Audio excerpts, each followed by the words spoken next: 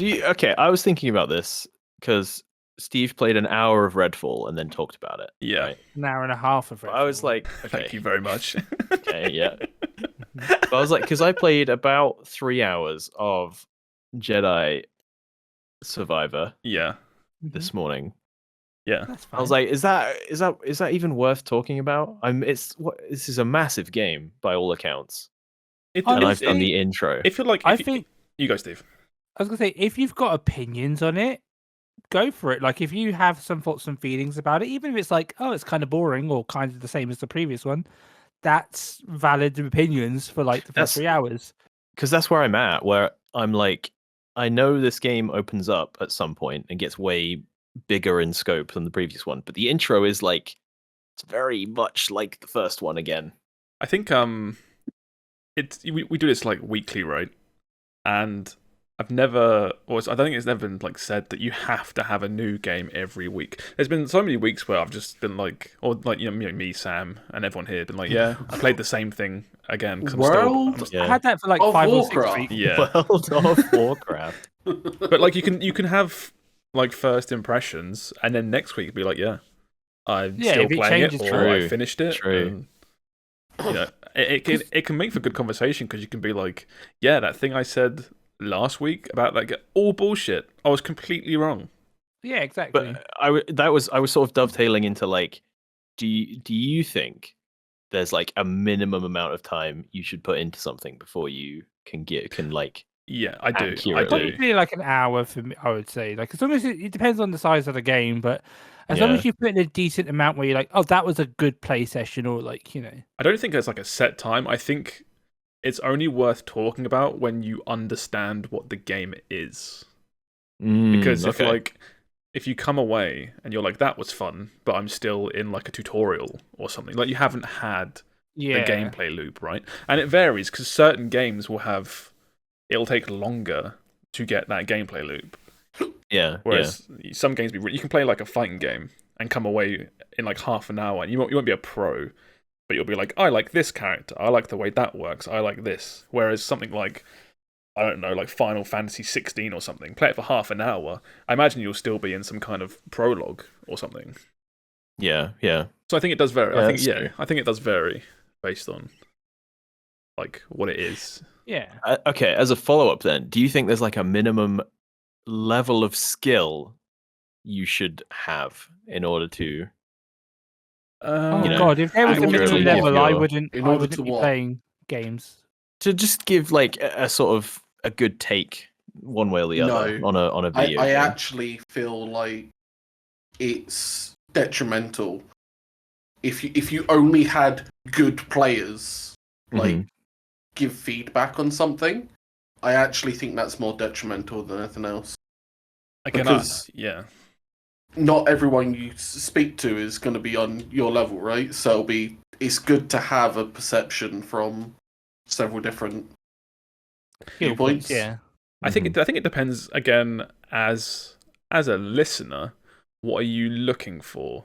Because I think trying to fundamentally understand if a game is good or not, I agree, takes lots of opinions from lots of different skill levels. I think it's important to know, you know, I can, not me specifically, but someone that's really good, I keep going back to fighting games, but someone that's really good at fighting games can talk to you about why a fighting game is good or why it's bad, things like that. But if you're a new player, none of that may even be applicable to you and will affect your enjoyment of that game. So I think, I guess it kind of depends. I feel like it's such a cop-out. I feel like every answer is it depends. Yeah. I was going to say, I think that your opinion is valid and matters. It might not be what people are looking like. Again, like say I'm looking for opinions on a fighting game, I will take into consideration what Josh is saying. But if I'm looking for like a beginner-friendly one, I might be looking for like someone who's had a similar experience. You know, I think the other way I would look at it as well is that imagine an RPG comes out, right? And like obviously I'm sucking its dick. But Wow. like one of you guys plays it and also really enjoys it. Like suddenly there's a lot more emphasis on how good the game is. Yeah. yeah. Because you know, a good RPG comes out, chances are I'm sat there playing it constantly. I'm always going to say it's good unless it's really ass. But if someone who doesn't plays RPGs a lot comes out and is like, yeah, this game is really good, it just adds more weight to it. I think that's why it's good. I know there's like 4 of us here. I think it's you can get different perspectives on the same thing, because I think fundamentally a good game is a good game. People are going to generally agree on that, but Sam's going to know more about stuff that I'm not going to know, and Steve's going to know more about Pokemon that Will's going to know, and vice versa, and things like that. And it's good to have multiple perspectives on similar things, so you can form, as a listener, you can then form a more rounded opinion on whether or not you think you will like what we're talking about. Because like, I can say something I'm playing, and Steve can be like, I don't think I would like that, and then someone who's listening, if they're more in line with Steve's, the stuff that Steve likes, you can kind of maybe make an opinion of like, yeah, it sounds good, but maybe I wouldn't like it because I'm more like that guy who doesn't like it. This is getting a bit too complicated. I think it boils down to all your opinions are shit and mine is the only correct one. Yeah, if you're not sure about whether a game's good or not, just ask Steve. Steve knows, WWS. Steve, Halo is overrated. Quikwix. That's such a bold, like, what hill to die on. I said no, it's a shitstar message. No, I said the music, I think, is overrated. I think there's a lot of people. Worse. That's oh no, I'm nibbling. Because I said, yeah, but when comparing it to every other soundtrack, like Bluntcast was doing, there were a lot of like bops and jams in there, and then it was like, oh, the Halo theme. It's like, it's okay. And it's like, but when you have Persona 5 down, you're like, oh yeah, and you're like jiving to it. Yeah, I having a well-rounded opinion is good, but that opinion is just flat out wrong. Yeah, but you guys have all played Halo, haven't you? Or have you? I played Halo 3. What's a Halo? Game. Yeah, I haven't played a Halo game, so I'm listening purely based on the music that's in front of me. I have to have the nostalgia with it, so my opinion is the most. Yeah, but I'm sorry, but when you hear that theme, it's like when Will did it, and then I heard the GTA 4 theme, and I was like, God damn! Yeah, GTA 4 theme is just. There are certain soundtracks that just as soon as they start, you're like, oh Jesus, this is so good. But am I putting on a Halo music to listen to, or am I putting on Buck Bumble? That's not. You can't compare things to Buck Bumble. That's literally not fair. Yeah, that's unfair. This was comparing music to music, though. That's what That's why I was like, oh, like some tracks I was like, and it wasn't Halo was just an example, but there were a lot of tracks where it's like, even like Ocarina of Time music, I'm like, it's good, but compared to some real like jams, it's okay. Well, are we still? My mind is just thinking about Buck Bumble now. I don't know. Now he's slagging off Zelda music too. I just don't. When will this man stop? Is it making children cry? It's like dogs barking in the street as Steve just. I was gonna say everyone complains about my music taste, so I don't know why you all are shocked. Stop acting brand new. Okay. Before we actually start, Steve, what is the de facto best gaming music track? First thing that comes into your head. Go on, Steve. You got this. At the moment, I've really been enjoying Guilty Gear Strive music. Yeah, that's fair.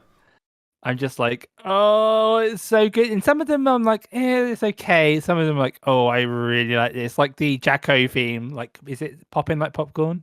Yeah, there are certain like songs in games that just transcend the game, and they get put on my normal playlists of music and get put in rotation. Guilty Gear's in a lot of this.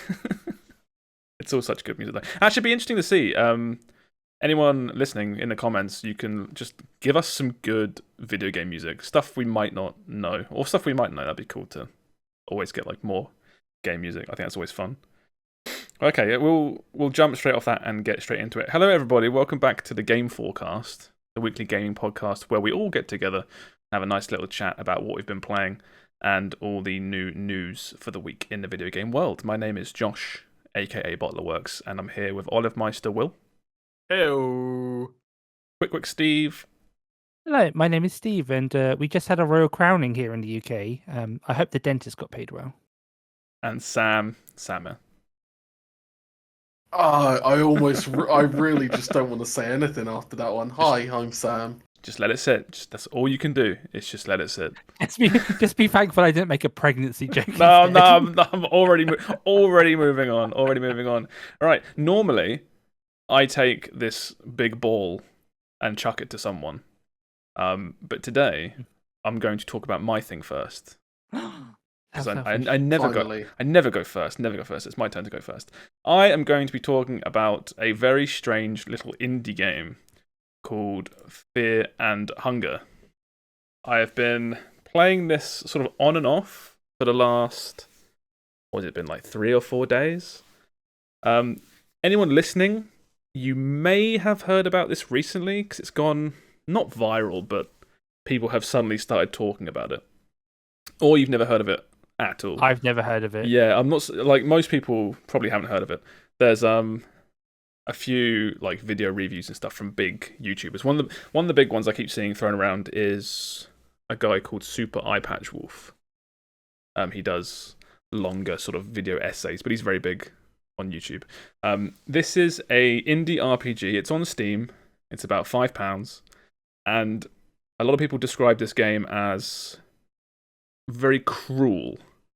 It's a very cruel game. It's not only hard, but it's also very like unfair.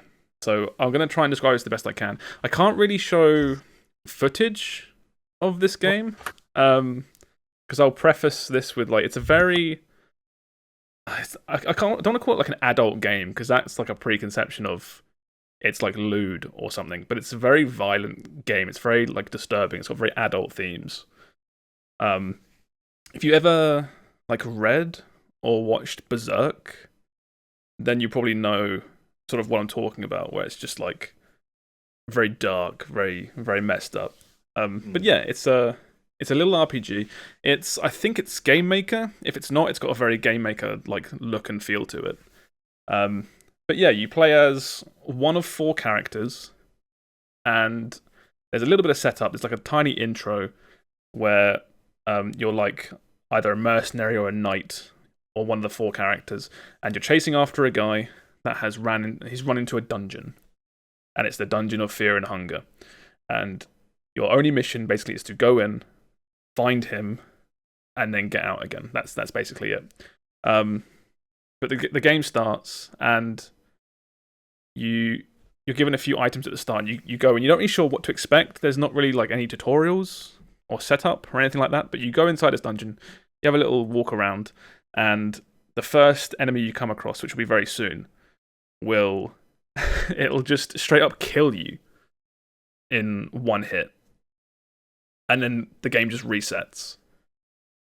And you're like, okay, this is kind of odd. I've got like a screenshot here of like the combat. So it's like if you've ever seen like it's a very apt screenshot of someone just dying. If you've ever played, I guess kind of like what are those, like Golden Sun, like that kind of perspective of the combat, I guess is a good way of sort of putting it. But yeah, so you go against your first enemy and you will die and you will reset, and then the game will start again and you'll go in and you'll have another wander around, and then you realize that this world it's not procedural, but it is somewhat randomly generated. All the floors of this dungeon are the same. They're the same sort of biomes, if that makes sense. But the actual floor itself is different sort of tiles. So you can't memorize the game. You have to do your best just to get through. So yeah, you go through, and you might get a little bit further. You might get not even as far as before, and you'll just die, and you'll die, and you'll die, and you'll die over and over again. And there's no, at least the point I'm at, which is I'm like 5-6 hours in. There's no meta progression really. So you hit this wall really early on, where you're not even sure if you're playing the game properly. You're like, am I missing something? This game's like, it's so hard, it's so cruel. What am I missing? And that's the kind of point where you'll either drop this game or you'll keep pushing. And the key thing to take away is every time you do a run, you learn a little bit more about the game, about this world, that you can push forward a little bit further than before. So as I said, monsters kill you very quickly, but not all of them are invincible. You can kill them by attacking certain limbs. It's limb-based combat. So you can attack arms, torsos, legs, sometimes like feet. Typically, attacking the head will kill the monster, but it's a very low chance to just kill the head. And again, sometimes you can die in one turn. So if you miss that hit, then that could just be your run over. So you got to be careful. And as I said, as you go through the run, you'll learn, right, avoid that enemy. This tile looks familiar. I know to go this way. Blah, etc., etc., blah, blah, blah, blah. And it's really interesting. There's no other game I've played really like this, except I guess you could kind of compare it to the very first time you'd play something like Dark Souls. That's what I was going to say. Yeah. I was getting Dark Souls vibes when you were describing it last night. You remember the first time you ever played Dark Souls? And it was so much harder than playing a Souls game now. Yeah. Because it's somewhat been figured out at this point. Yeah. It gives me vibes like that, where I know for a fact that you can finish runs of this game, Fear and Hunger, in about an hour or under an hour. I think I was talking to our friend Matt last night. He was saying the speed run is like 20 minutes. But in my mind, it seems impossible, right? Yeah. But it's so intriguing. The whole world is really disgusting and gross. Every enemy is really weird. You can talk to everything, like mid-combat. So sometimes you can just be against a monster and talk to it and find out more about it, and it will tell you something, and then it will just kill you next turn. Yeah.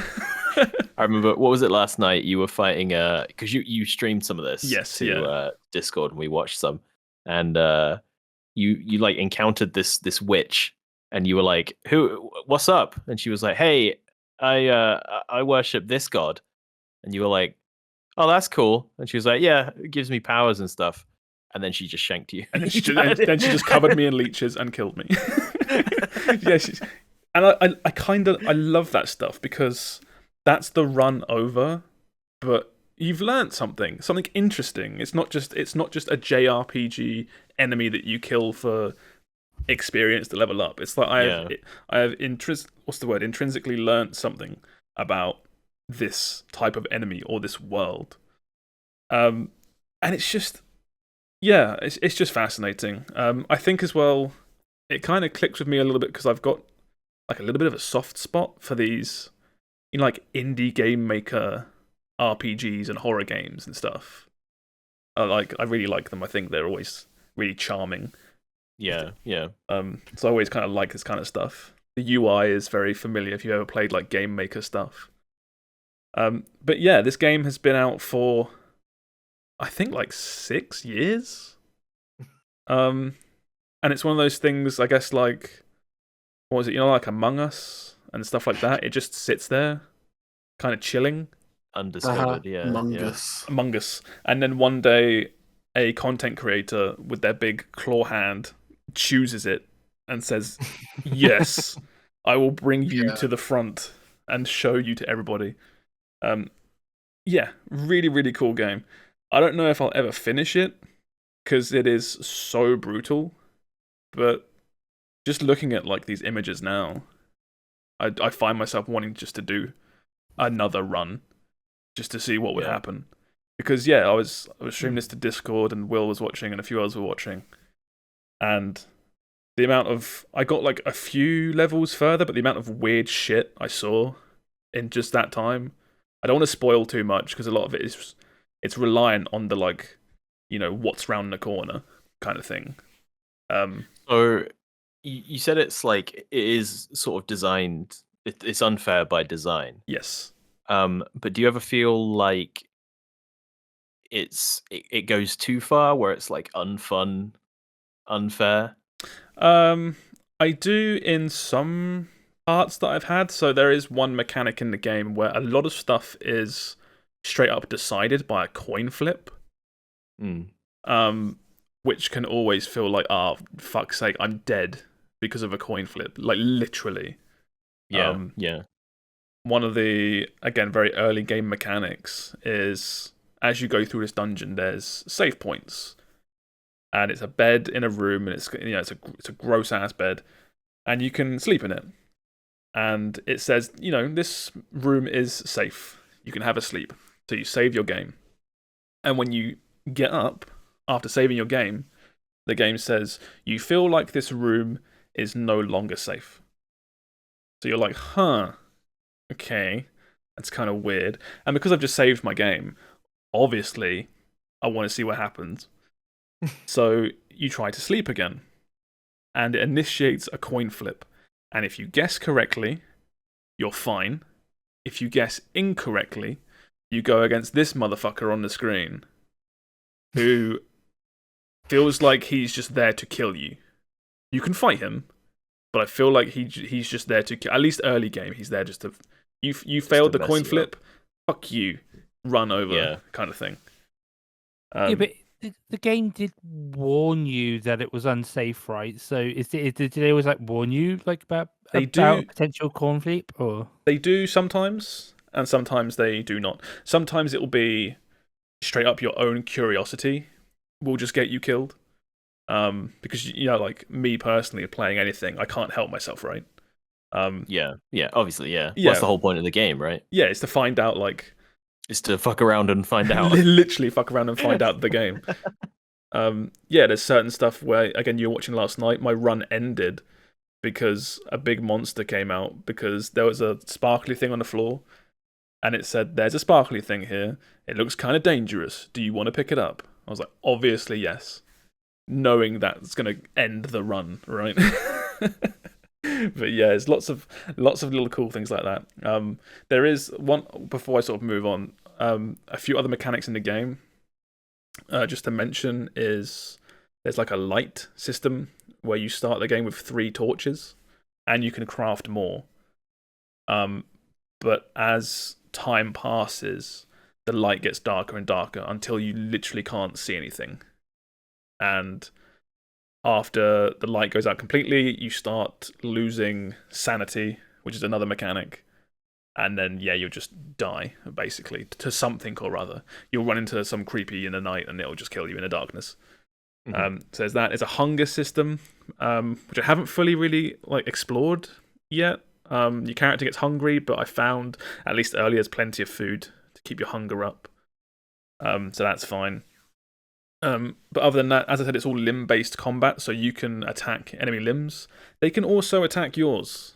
So some of the enemies will attack you, and you will just lose your arm. Your arm has now gone. Your arm has been chopped off. Enemy swings again, you've lost a leg. You now have no arm and no leg. You can still kill the enemy, but those body parts are gone. Again, it's like a learning experience, but that run is essentially over. So it becomes a game of how far can I now get, knowing that I'm going to die in about 5 minutes. You try to absorb as much information as possible before you die. So yeah, I hopefully I've sold this game well enough. If this sounds interesting to anyone, definitely check it up. As I said, it is a hard rated 18. There's lots of gore. There's lots of boobies and dongs. It's very berserk, and it's very rough if you don't mind that kind of stuff. But fascinating game. I'm definitely going to play more. I'm thinking about it right now. I just want to play some more. I'm gonna go grab this. I'm playing other things at the moment. Yes, but yeah, I'm definitely gonna pick this up. This looks awesome. This feels like a great little game to jump in and out of, because I don't think I could play it for more than an hour without running into something that makes me go, "Fuck you, I'm done." Yeah. Like out of pure anger. It's that what's that gif of that guy saying like "fuck you, I'll see you tomorrow." I'll see you tomorrow. It's that. It's fuck around and find out the game combined with "fuck you, I'll see you tomorrow." Yeah. Okay, I have another question. Yes. In between this game coming out and this game gaining a sort of popular a cult following Yeah. or getting picked up by a YouTuber, there's been a sequel. Do you know anything about the sequel? All I know is from what I've heard from our friend Matt, which is apparently it's set in the same universe. It's a different time period, but because a lot of this game is like not Cthulhu stuff, but like dark, evil magic and gods and blood magic and stuff. It's all the same similar stuff in this sequel. So I probably wouldn't touch it before at least checking out this. Yeah. I can't say more than that really because I don't know, if I'm being honest. Okay. Because sometimes it's like, oh, these games are like, oh, well, the first game had a really good first pass, but the sequel is where they really dialed in those systems and had a good time. I heard that as well because I heard about the sequel after discovering this game and after buying and playing it. Because I started playing this and I'm like, this is really cool. And I saw some stuff people saying like, yeah, the game's really good. The sequel's got some cool stuff as well. I was like, what the sequel? What the fuck? Like this might as well be a new game to me. And then it's just it's been out for so long undiscovered. There is also a sequel. So yeah. Have a look at that if you're interested. I do personally recommend it. Even if you bounce off it super hard. It's like a $5, and it apparently goes on sale. So if you're still unsure, just wishlist it. I guess you might get it for like a couple of quid at some point. Yeah. But yeah, this was priced firmly within the range of impulse buy. Yeah. As soon as I heard about it and it sounded cool, I was like, a $5? Like, sure, whatever, go for it. But yeah, that's me done for the week. This will be an ongoing thing, so I might talk about it more next week, depending on what I'm playing. But yeah, I'll pass it along to Steve. Me? What have you been doing, Steve? I've played a few games this week, but the game I'm going to talk about is Pokémon Infinite Fusions. Hey, I got this page here. This is a fan game, a Pokemon fan game, which usually I'm not one for fan games. Like I play a randomizer, but like I'm not usually one for like fan stories. But this game caught my attention because it is blown up on YouTube specifically and like TikTok and whatnot. The like it's a fan game. I'll talk more about it. But the big selling point for this game is that every single Pokemon, I think it's got gens 1 to 5 in it. You can fuse together, and they each have custom, unique sprites. There are some AI-generated ones, but it is being worked on actively.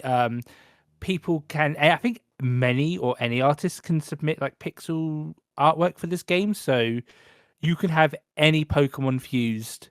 And yeah, it's blown up a lot on like YouTube and stuff because people are just literally being like, "Look at this! If you fuse like a Lopunny with a Wailord or something, and there's a lot of like it's not that sounds like fetish. That's two different fetishes combined, I'm pretty sure, right there.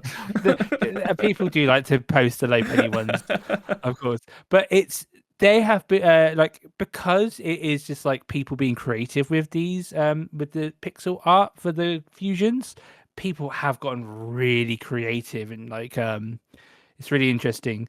But yeah, so this game it's not too difficult to get your hands on. It is a fan game, not like a emulator, so it's not too bad to get a hold of. Do you need a ROM like to start with? No, you don't, because it's just literally a fan game. You just download it and then it's okay. You go. But yeah, this game is it's very interesting. I think like it by default it's Kanto. It's Gen 1. You go through the main Kanto storyline. There's a few extra Pokemon here and there. There's a lot of extra stuff sprinkled in though, so it's not just like your normal gameplay playthrough. Like there is like side quests, and there are more modernized features. Like there'll be more trainers to fight, and you can talk to any trainer that you battle, and then they will often offer to give you an item, to rematch you, or to trade you, like to give you an option to trade for a fusion. So it's a very good Pokemon game on its own. Yeah. And then of course the big selling point is the fusions, where it's just kind of like fun to fuse your Pokemon and to see what happens, see what you get. Like one of my favorites is if you fuse a Mr. Mime with a Phanpy, it becomes Mr. P. Yeah, you got this image here. Anyone watching, you got Mr. Bra in the top right, which I think is pretty good. That looks like a Mr. Mime and a Kadabra. Yeah. It actually, when you, I know you said it's only up to Gen 5, but when you told me that you can fuse any Pokemon with any other Pokemon, that's actually insane, right? Yeah, I think it's like that's such a ridiculous amount of like fusions. That's actually crazy. I think it's like over 175,000 or something fusions in the game right now, and it's gotten so like this. I think this game's been in development for like 4 years or something, but it's blown up so much that like they'd be crazy not to just keep adding to it. Yeah. But then if you think about it, just adding one Pokemon means adding like 500 Pokemon. Each Pokemon has, each combination has 2 different fusions, one being like the main base of it and the other being not. Like one example I give is like if you fuse a Lopunny and a Snorlax, you either get like a sexy Snorlax or you get big Chungus. Snorlax is always sexy. What are you talking about? True, but you know, like an extra curvy Snorlax. But yeah, I think the thing that like really stands out in this game compared to other fan Pokemon games is that other fan Pokemon games, they always add Pokemon, and it's like, well, I don't know what they do, I don't know what skills they're gonna have, what moves they're gonna have, typing. But where this one is fusions, it's like, oh, it's just taking what you know already and combining them. So it's nothing. There's nothing new. It's all stuff you already know. It's just combined. Like, and there is a bit of guessing game as to like, oh, what ability out of like the 4 potential abilities, and what type? Because like depending on how you've used them, say for example, a Charizard is both flying and fire type. It will take one of those types with the fusions. So it could be a fire type or it could be a flying type. Like there's a little bit of guesswork, but for the most part, you know what, like you can tell what the fusion is. You know what to probably expect. I do think the fun of like the fun and the gimmick of just fusing Pokemon for me vastly outweighs any like balancing issues or anything like that. Yeah. Well, that's the thing, is it's not really a balancing issue, and it's just like, even without the fusions, it's actually like a really good Pokemon game. And then the fusions are just like fun. It's like no matter what, you can be like, oh, I'm just going to try out a bunch of fusions and have a lot of fun with it, you know? Yeah. One thing I will say is, I'm looking at these images here, and I watched you stream this as well. I feel like the images shown here are very cherry-picked, because some of the fusions that I saw on your stream were fucking jank. They were like... There were a couple. I think there are some that are still like AI generated, especially like the unevolved Pokemon, because, you know, no one's going to really want to see what like a Sunkern goes in, like, you know, a Sunkern and a Pidgey fused are. Yeah. Like there's still a lot of like custom artwork for it, but like some of them are a bit like what I mean is like, say look at, if anyone watching again visually right here, in the top left you've got, for example, it's called Polycarn, right? It's obviously like a Poliwag and a Genghis-Khan or something. Yeah. That is a completely new sprite as far as I'm concerned. That is all new. Whenever I watched your stream, Steve, say you combined like a Weedle with a Bidoof, it would be the Bidoof's body and the Weedle's head just like photoshopped onto it, but resized, and all the pixels were the wrong size. And That's the thing. There are stuff like that, but because it is blowing up, and the game is like, there are two versions of it. There's like when you go to download it, it's like there's a version where it's like completely offline, where it is a massive download. Like you download every single sprite, and then like and that's just like what you get. Then there is what you get. But there's also a version where it's like it's always online, but you download like it kind of downloads the sprites as you encounter or fuse them together, because you can find the fusions in the wild as well. Yeah. And apparently it does get updated fairly frequently with new sprites. Like people are constantly adding to it as it's blown up. There are lots of sprite artists who are like, oh, I want to make a fusion, and I believe even a couple of Pokemon have a few different models you can pick. Like isn't that number absolutely absurd though? Or am I overthinking it? Is it not? How many Pokemon are in this? Well, it's gens 1 to 5, so that's like 700. Okay, so is the number, and you say every Pokemon has two. Every Pokemon combination has 2 fusions. Yes. Is that not like? It's insane. Is that not like 700 factorial? Like, that's insane, right? It is insane, but like, there's literally hundreds of artists submitting to this, like, so it is. According to the wiki, it's 176,000 entries in the Pokedex. Right. Yeah. That's ridiculous. But yeah, so that's why, because I'm not usually one to play or even pay attention to like fan games, because I'm always like, oh, it's just someone's like fan fiction basically a lot of the time. But this one I was like, Snorlax fused with Jigglypuff and then they kissed. Oh. But this one had so much love and attention put into it, and again, because so many people are submitting to it, I'm like, oh, it's not just one person's like baby. It's like it feels like it's community based almost, But yeah, I've been really enjoying this. It's a lot of fun. As I said, it's quite simple to get a hold of. Like you just need to Google, and it's like was like a 5-minute download. So yeah, I'd say recommend it to give it a try if you're like kind of interested, or even just like go on YouTube and type in Pokemon Infinite Fusions. You'll probably see a bunch of fusions, and especially in short form. People love posting shorts of the cooler fusions. Oh, so. It's easy YouTube short content, right? Yeah. It's like, Pokemon fusions. Oh, here's this and this, and it makes this. Oh, don't forget to subscribe. I posted an image in our podcast chat of like. Yeah, you did. Yeah, I saw that, and I don't think I can show that on screen, purely because I'm going to describe to people what I'm looking at. Steve has posted a Hall of Fame image, so 6 Pokemon. Not mine, but... No, not his, but from the game. They're all versions of Miltank fused with other Pokemon. And I would show you, but I'm pretty sure the Machamp in the bottom right just has tits. Mm-hmm. Like, that's just... He's just got big breasts. I'm sorry, Steve. I cannot show this. That's fine. I just want to give an example of how cursed it can be. It's unbelievably cursed. It's good though. It is good. Yeah. That's cool. But yeah, I was gonna say that's what I've been playing. I've only played like 3 hours of it, but I'm like fully invested in this. I'm like, I want to give it some more, because again, it's just like it's Gen 1, but you can even like you can have it where you just like have the basic Gen 1, or there's a mode called Modern Mode where you can kind of pick which generation starter you want to take, and then it mixes up every single Pokemon in the game. Yeah. There's even like a randomizer mode for it as well.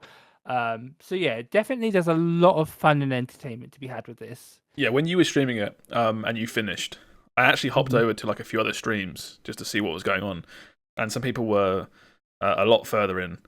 And some of the like later designs are really cool. I think I saw like a Flareon combined with a Magnemite. Yeah. And it was just like a weird robot Flareon thing. And it looked so cool. Yeah, there's so many. That's the thing, is because there's so many combinations, no 2 playthroughs are going to be like, no one's going to have the same team probably for the most part, because everyone's going to be like mixing and trying stuff, which is so like... cool. Yeah, it's like such a cool idea. It reminds me of when randomizers were all the rage, except like randomizers. I tried one, and you're like, oh, I'm basically just playing Pokemon again, but with like a weird off the wall like Yeah. bunch of Pokemon Yeah. I wouldn't normally use. Whereas this feels like something entirely different, entirely ridiculous. It's its own beast, isn't it? It's just like yeah. like Nintendo would never make anything like this themselves because the amount it just because it's a fan game. Posted. What? Sorry. Because of the picture that Steve Yeah, posted. because of that. That's Yeah. why they didn't make it. But it's also just because of like, again, there is a vast number, but a lot of them are jank, which I don't think you could have in an official licensed game. Yeah. Like that weird amount of like sprite distortion and just what if we decapitate Pidgey and just put it on Weedle and then color the whole thing brown? Like there you go, Peedle. Done. So I have another question. How has this not been nuked by Nintendo off the face of the planet? Nintendo don't I don't know. I feel like sometimes fan games are allowed to exist. I think it's like if you start charging money for them, they are not allowed to, or if they are, I'm not sure. Like I think they just haven't got around to it yet. It's more on Earth now. Yeah, you haven't gotten around to it. It's flown under the radar so far. I was gonna say, at the moment they're kind of focused on Tears of the Kingdom ROMs at the moment. That's because you say like they don't, as long they're loose with it. But like I watched them ban someone from Twitch the other day for watching a Tears of the Kingdom trailer. So I think if this gets popular enough, surely the Nintendo hammer is coming down. I'd be worried if I were you, Steve. But no, it's like Pokemon Showdown is a battle simulator, and that's been around for years, and that's allowed to be up. I think as long as you don't do certain things, it's fine. As soon as you start messing with the mill tanks, like you've shown me, it gets a bit dicey. I don't know. There'll be one stream, and they'll do one of these 100. They haven't gotten around to it yet, but there'll be one of these 180,000 fusions or whatever. They'll do it on stream. It'll pop up, and it'll be like, "Oh, that's it. It's shut it all down. It's done." Someone from Nintendo will be like, "Nope, we can't have this. Yeah, it's too far." It'll be like a Sony character or something in this game, like. Just next to Pokemon, they'll be like, nope, shut it down. Pikachu and Mewtwo, and you end up with Nathan Drake, and then they have to shut it all down. Yeah, there have been some like fun memey ones, like as I was saying earlier, like if you combine Snorlax and Lopunny, one of the combinations is Big Chungus. Like there are a lot of memey ones as well, so who knows? But you put Pikachu with a Rattata or something, and you get fucking Ratchet from Ratchet and Clank. Shut it down, shut it down. Flew too close to the sun. This has been blowing up, so it's definitely worth a check out if you are into Pokemon. Yeah, it seems like kind of thing that I wouldn't personally play, but I am well up for destroying my YouTube Shorts algorithm. Yeah. It's just like I'll be back next week. Like I've watched 10 hours worth of YouTube Shorts of Pokemon fusions. I need help. All right, we'll chuck it along then. What you been doing, Sam? Honkai Star Rail. Who saw that coming? Yeah, so I finished it. I finished all content. Yeah. I'm now doing endgame in quotes. Right. What is that?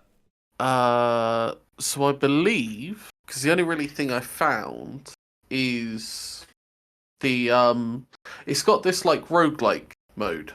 Simulated universe. Yeah. Yeah. You go in, you pick 4 of your characters, and you have to go through, do combats, and then after you finish, like, you have like 13 floors, and then once you finish a floor, you can like kind of choose whether you want to go to a combat floor or like miscellaneous floor, like standard roguelike type of deal. And I want to say very quickly, I think it's the coolest part of this game is that roguelike mode. I really like it. Yeah, I mean it's the only thing that gives it length. Yeah. Because obviously the game's not finished. And traditionally, like an RPG, you play it for the story, you finish the game, you put it down. You don't you don't keep going back to this genre of game, you know? Yeah. So it is cool.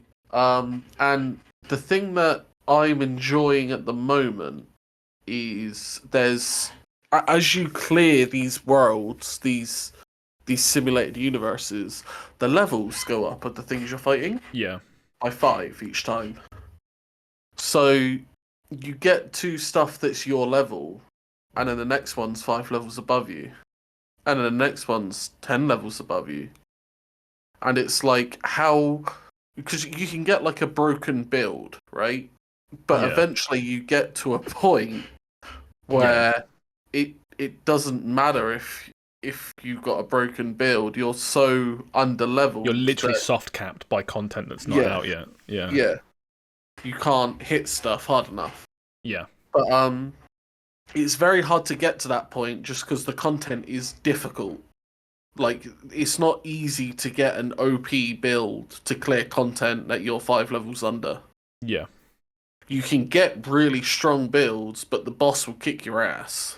Yeah, So- it's all numbers at the end of the day, isn't it? Yeah. Yeah, they've So- calculated that as well. They've worked all this out, and Yeah, I mean, I managed to clear the level 60. I think the boss was 60 or 65. yeah. And I cleared that at level 50. Okay. I finally got like a god run. I was gonna say if you get the right upgrades and everything just clicks, you just end up being Yeah. way better And than you're it supposed to also be. has that standard like roguelike meta progression Yeah. where every time you win or fail, you get credits and you can spend those credits on a talent tree, and that talent tree makes you stronger over time. Yeah. Like sometimes it's just all of your guys have more attack, all of your guys have more defense, and then sometimes it's at the start of the game you get an extra power.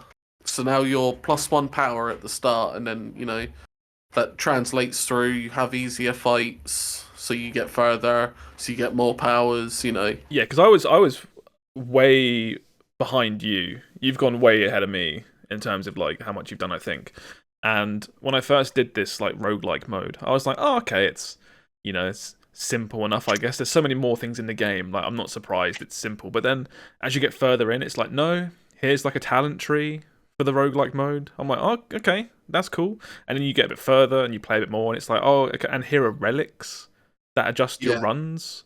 And I was like, oh, there's like 60 or something relics that drastically change how things work in this mode. I was just really surprised at how in-depth this mode is. Yeah, no, it's really good, and it's weird how suited it is. Yeah. For this style of game, like I still can't get over how you've taken the traditional JRPG genre, made it gacha, put a roguelike in it, and it just works.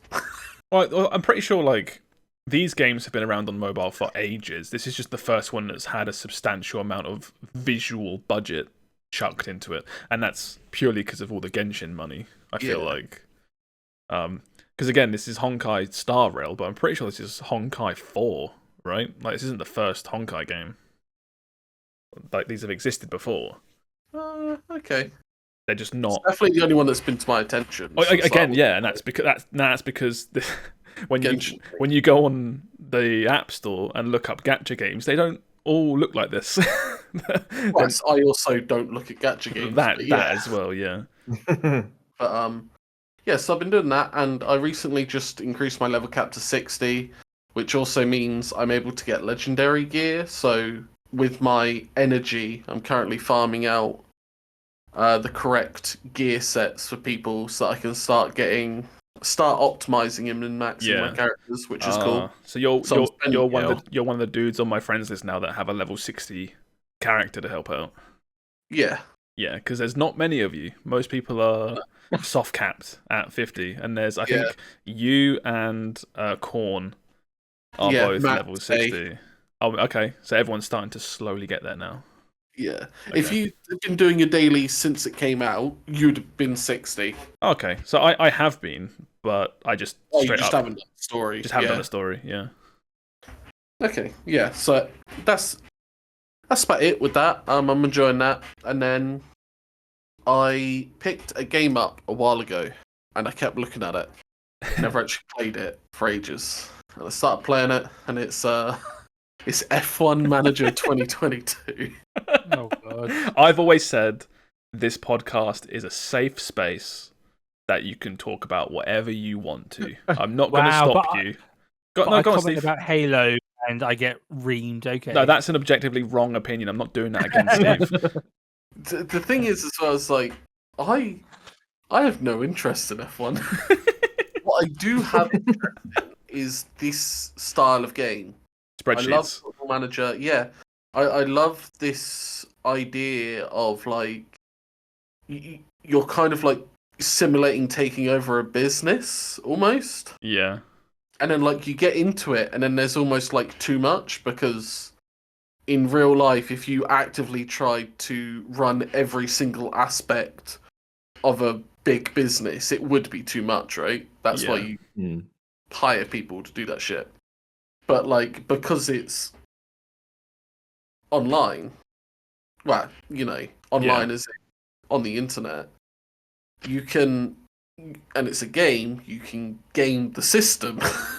You can find out like what's the best things to do and how to do them and what to do. And yeah, I don't know what it is, because again, you don't actually drive in the game. It just simulates. But you can watch a race. Yeah, and you can still have impact on the race. Yeah. By changing strategies and adjusting to different factors like weather or crashes and stuff like that. And yeah. But I don't have to. I hate driving games, and I don't have to drive. It's great. You're literally the meme of I'm at work looking at the bad spreadsheet, but now I get to go home and look at the good spreadsheet. All spreadsheets are good. Yeah. All I know about F1 is that people that are into F1 are really into F1. Yeah. I know that, and I also know that it's not an individual sport. It's not about the driver. It's about I mean, like 50 people. Yeah, it's one of those weird ones where it's like it's easy to think it's all about the driver. Yeah. But it is actually a lot about the driver than more about the driver than you think it is as well. It's also about just the teams that make the vehicles, right? It's like a showcase of the best vehicle a team can make. Well, I'm pretty sure right now, again, I'm not up to date with F1. Yeah, I know. Preface this with I know nothing about F1. Like Mercedes have been dominant for God knows how many years, and now they're not. I don't know whether it's the past 1 or 2 seasons, and it's like eventually, other cars get better through production and manufacturing, and it doesn't matter how good of a driver you are. If your car is worse and the other driver is good enough, they will win.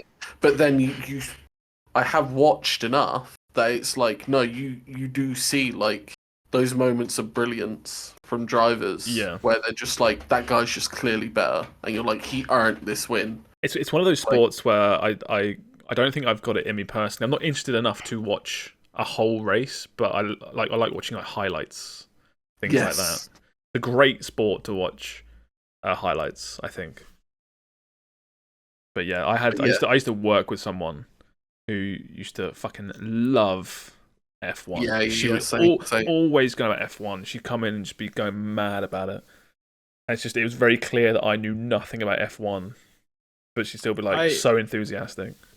I went out with someone for a couple of years, and then randomly, about 2 years into our relationship, she was like, "Oh, I'm watching the can't do anything next weekend. We're watching the F1." And I was like, "Since when? You have never mentioned this in 2 years that I've known you. Where is this coming from?" That's really good. They were a secret F1 fan. That's like a skit. So what you talk about? I always talk about F1. Yeah, literally it was. Gaslighting. I was like, I was like, am I going insane? We've never watched F1 before. We were watching it yesterday, Will. Are you okay? But yeah, that's been me. Spreadsheet games, more Honkai, and shout out to Deceive Inc. That game's still great. Yeah, Deceive Inc. still absolutely that's dominates. a good point. Okay, well then, what have you been doing then, Will? Hello. I want to complain about Redfall some more because I think Steve undersold Oh, it shit. last week. Because I think listening, I sort of resigned myself to the game being sort of kind of bad, but a fun time with friends, right? Yeah. And I think Steve, you were much the same way. You were sort of like, it's not my thing, but but if you have friends, you'd probably have a good time. Yeah, I was gonna say because Well, that's the thing is it was I was not sure about playing with friends. I was like, it'd probably be fine with friends. yeah. Well, I brought 3 friends and I played Redfall for about 6 hours on the day after the last week's podcast. And that game's bad. That game is just there's nothing there. I am so shocked this game is actually released in the state that it's in. Unsavable? Yeah, it's unsafe. There's nothing here. There's literally nothing here that That's so sad. is worth working on. And the worst part is, like, now instead of Arcane going on and making something good, actually good, now they're going to spend like the next, God knows, probably at least the rest of the year trying to salvage this before eventually they give up and it goes away. It fades. Yeah. Imagine dies. being like an artist or a programmer or a sound guy on this game, coming to work, looking at your tasks for Redfall, and just thinking, why? Yeah, there's no point. Like, for the 200 people left playing this who are gonna slowly draining away. Yeah, it's. I saw the Steam charts for this game. It's not good. There's like a big spike at the start, and then immediately tapers off to just to not as much as this game should have. It's. I mean, it's okay. The thing I liked.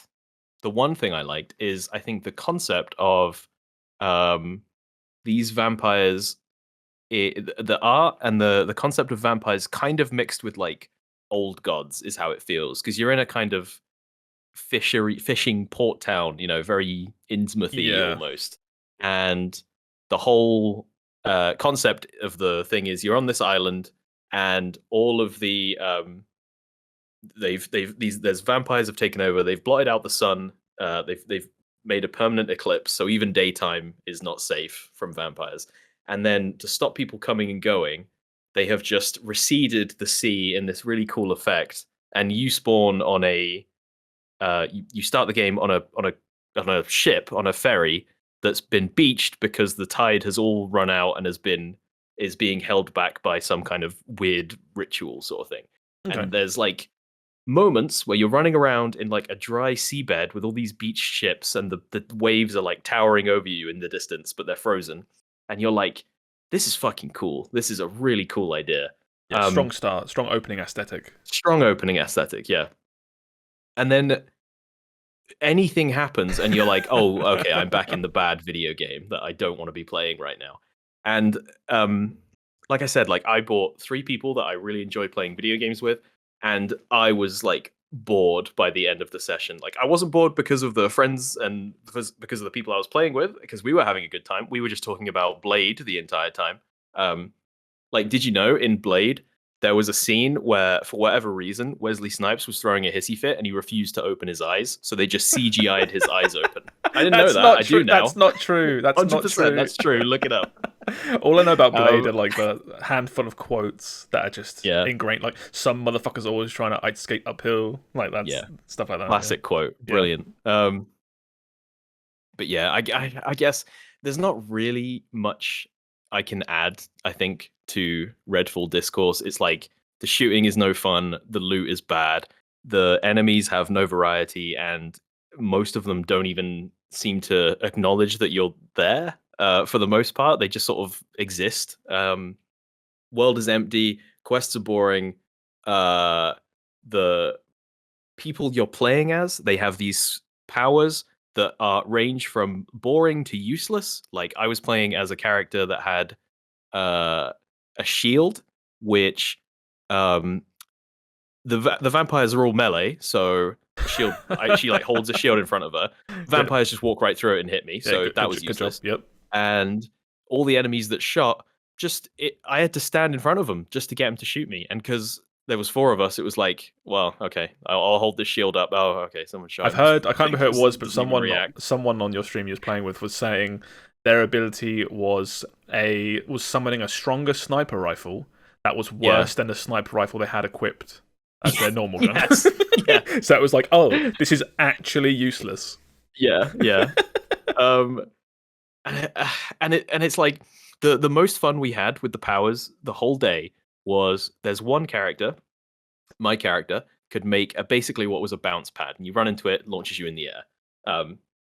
Brilliant. Useless in combat, but brilliant. And another player had a teleporter beacon where they could throw it, and then they could like quickly teleport back and forth between those 2 points. And we figured out that by combining my bounce pad with his teleporter throw, we could skip half the level. And that was the most fun we had all day. Actively breaking this already broken game. Yeah. That's cool though. That's like the only most interesting thing you do is obviously accidental that they didn't really plan for. Yeah.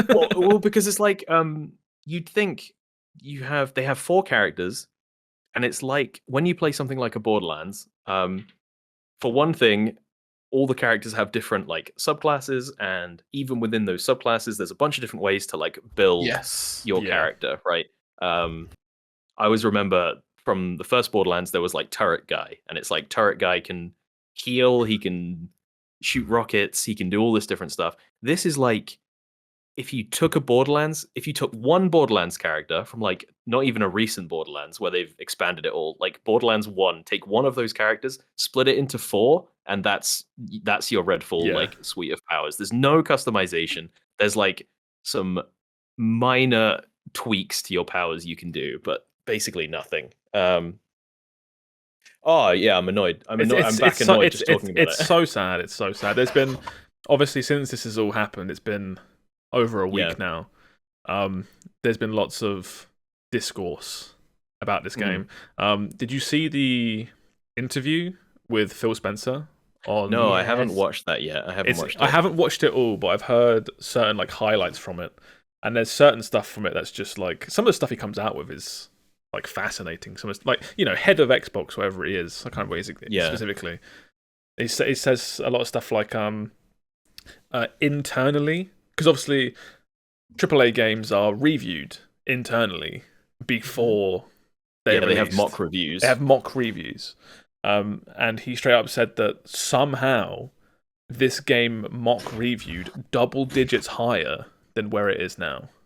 So he wouldn't say how much specifically, but internally this game was supposed to be at least 10, review points higher than where it landed. Which you missed the mark so hard. Someone's getting fired. Who played it internally and was like, "Yeah, this game's finished," though? Well, not just finished, but like this game, I think it's settled now somewhere between 60 and 70. And they might have looked at it and been like, "Yeah, this is like an 80, maybe." That feels high to me. Yeah, I was gonna say like, it's happened. This is 55. This is a 55 on Metacritic. It's like regardless of how it happens, like it has happened. Something fundamentally is going weird at both Arcane and at the way Microsoft are now managing these studios. It's done. Because it's like Microsoft buys Bethesda. Presumably, this was in some kind of pre-production when they bought them, right? It wasn't that long ago. Yeah. I mean, this was slated for PS3 at one point, right? PS3. Fuck me, PS5. I was gonna say, Jesus Christ. PS5. PS4? No. Hang on. PS5. Yeah. Is it on PS5? Is it not on PS5? I don't think it is. No. But Redfall was allegedly in development for at least PS5 at one point. Oh no, of course. Yeah, it's a Microsoft exclusive. What am I talking about? Well, it is now because of the acquisition of Bethesda. Yeah. Because they released Deathloop on PS5 out of obligation because they were purchased before Deathloop came out. But that game had a whole bunch of like PS5 exclusive shit tied to it, I think. Yeah. So it's all a bit weird. And it was Deathloop and it was Ghostwire Tokyo, I think. Yeah. Were the two games. But at some point, this game, they were like, we have to put this game out, I guess. But the thing is, like, I honestly think, I'm not a business guy, but this does so much harm to your brand for Microsoft, for Bethesda, for Arcane. Like, okay, so you I get they have to cancelled. I get they have to recoup their cost at some point, but really, but do I they? feel like this should have just been cancelled. I was about to say, if you're Microsoft with Microsoft money, do you just cancel this game? But yeah, but you have Microsoft money. You can't afford to just be burning money for years and years.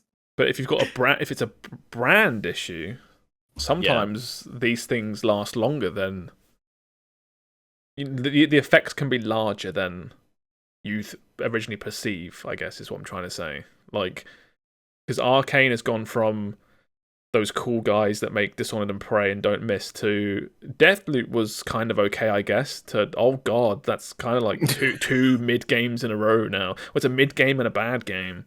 Yeah. It's like, you could, Arcane announces a game now after Redfall. Is it kind of like, yeah. They need to do a Dishonored next, right? That's what I said. I said the best news that came out of Redfall being bad is it basically guarantees their next game is either Dishonored 3 or Prey 2. Prey 2. Because they need an easy win that fans will like. Yeah, exactly. But that's my point. Is like, I get it's big business. They've spent a lot of money on this game. Clearly, like there's hints of expensiveness here. None of it comes together in the slightest. But like, in what regard? Isn't like art or. Well, I mean, look at the trailers they've been putting out. Oh yeah, I guess they've been putting behind this. Like, this game says money. It doesn't like walk the walk, but it at least talks the talk. Yeah. And it's obviously I get they have to recoup some of that cost, but I feel like this should have just been cancelled or reworked into something basically completely different. Maybe it was. Maybe this was like supposed to be like a proper immersive Dishonored sim. And they just changed their mind. And at some point midway through, they were like, "We could make way more money if we made this a live service game." But it's interesting to look at now. Now that the dust is starting to settle, and you can just look at this for what it is. It's very interesting. Like, how do these? It's fun discussing like how this could have happened and what happens next. I find really interesting. Yeah. Because it doesn't. Arcane has a pedigree. They make well put together games, and it's like, how there's so much wrong with this game. That's like just amateur stuff. Like you pick up a legendary shotgun, and it's like plus 20% damage to humans, and you're like, how could a studio sign off on this and be like, yeah, that's a super interesting way to do loot? Like. Well, it's baffling. They make you go. I was gonna say that's the thing though, is that I feel like that's happening to a lot of game companies over the last 3 years. It's like look at Cyberpunk, what are they, Project CD Red, they were like darlings for Witcher 3, and then all of a sudden it's like, oh, now you can't really trust that they're gonna do something good. There's a bunch Maybe I'm remembering Cyberpunk wrong, but that game was just like buggy more than anything else. Like, the game was still there. I think now that the dust has completely settled on Cyberpunk, and not a lot of the bugs, but like a good chunk of bugs have been fixed, and you can kind of see the game more for what it is. I think people are more favorable towards it now.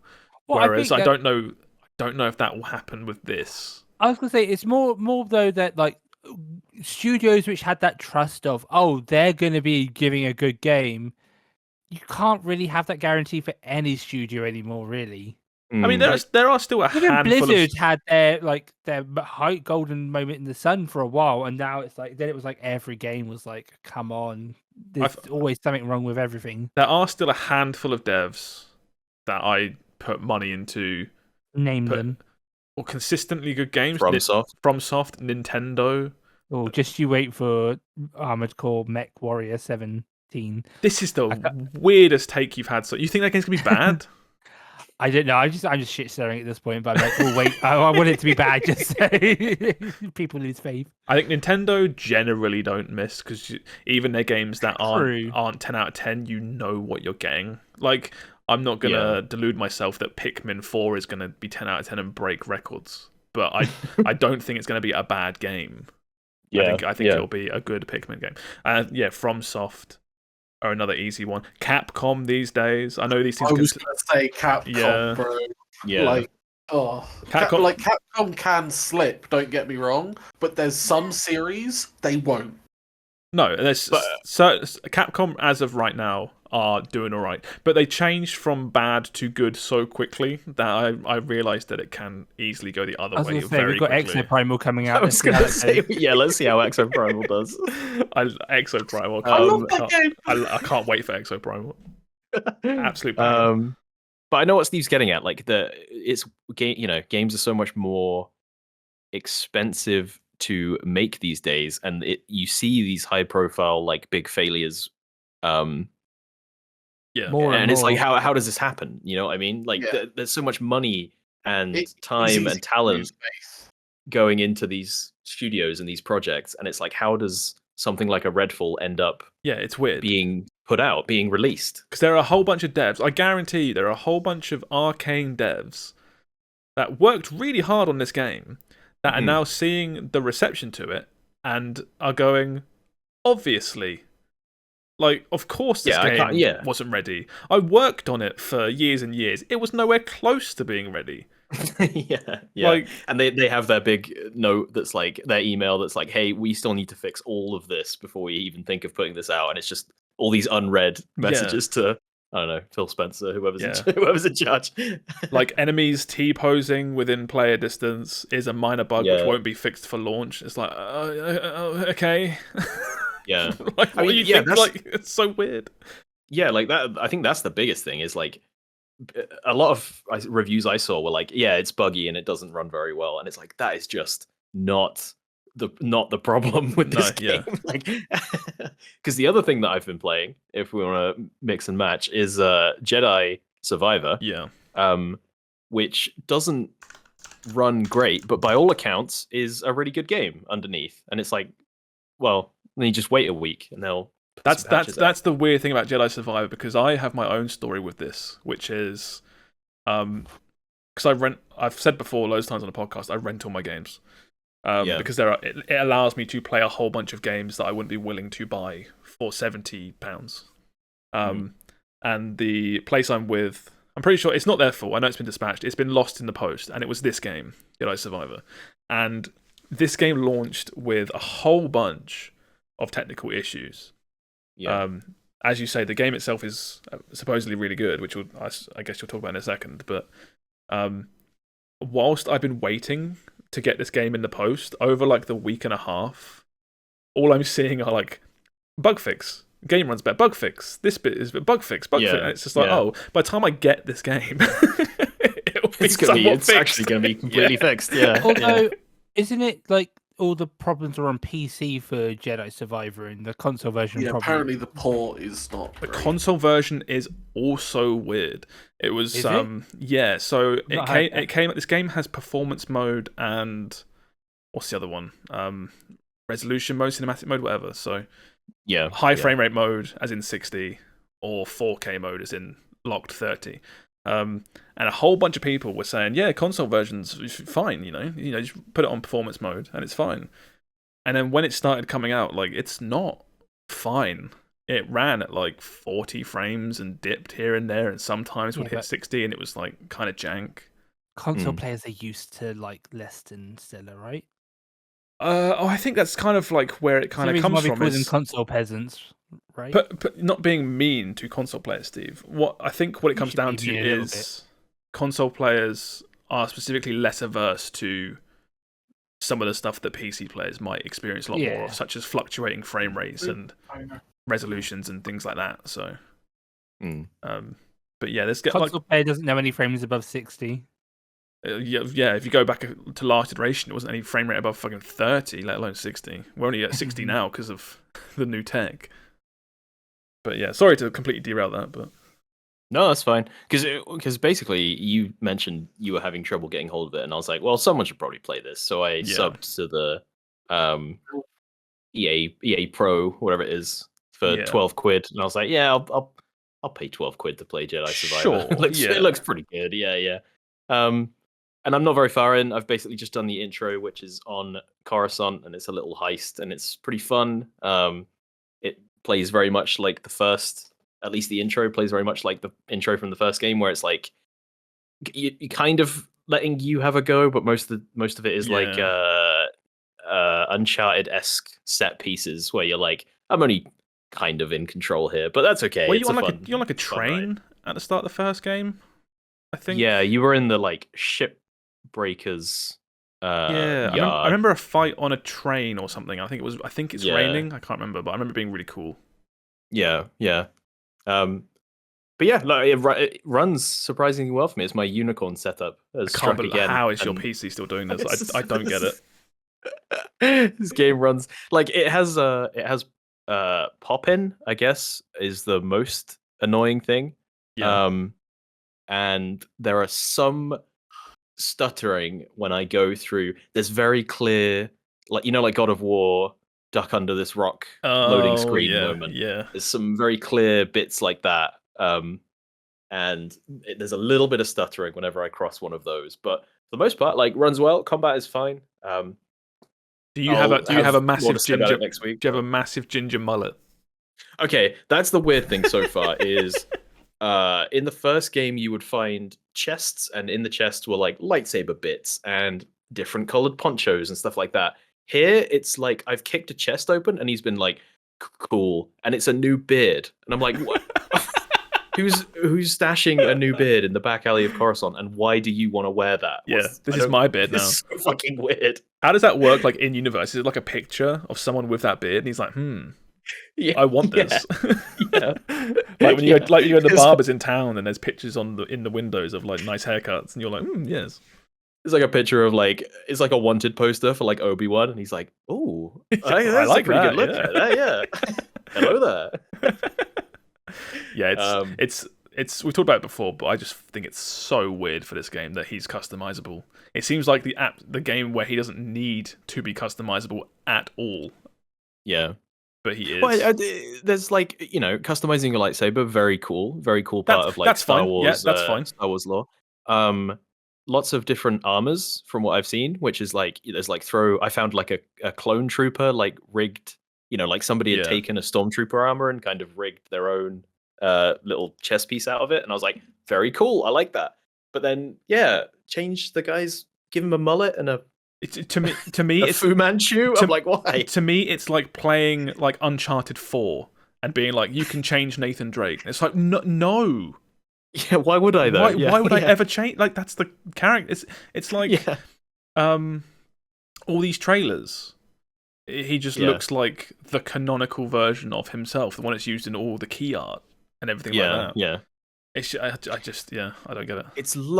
It's like going to watch. It's like, I want to watch Indiana Jones Temple of Doom, except this time I want Harrison Ford to have a mohawk, please. I think that would be fun this time around.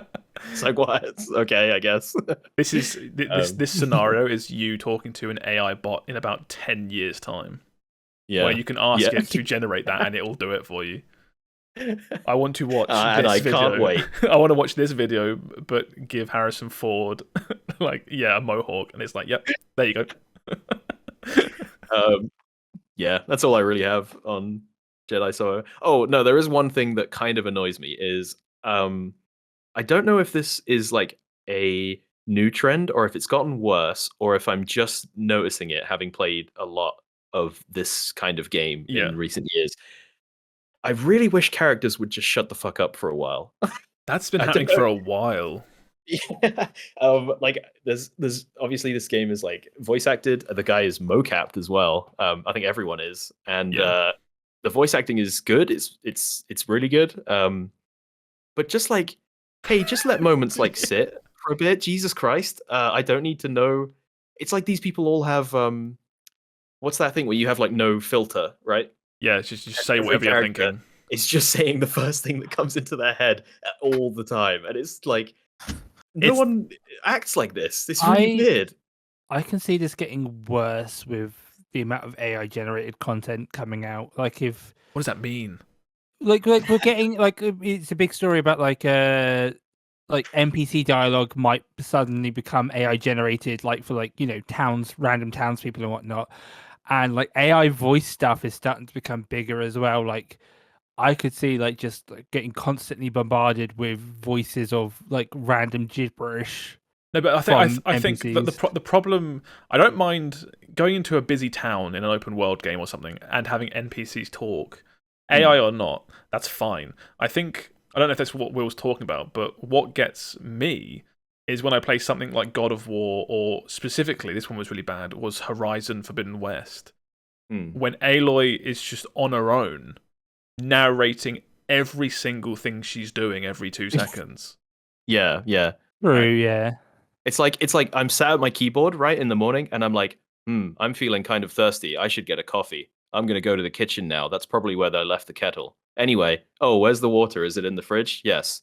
It's like nobody acts like that. It's that is Aloy in the new Horizon game. It's really bad.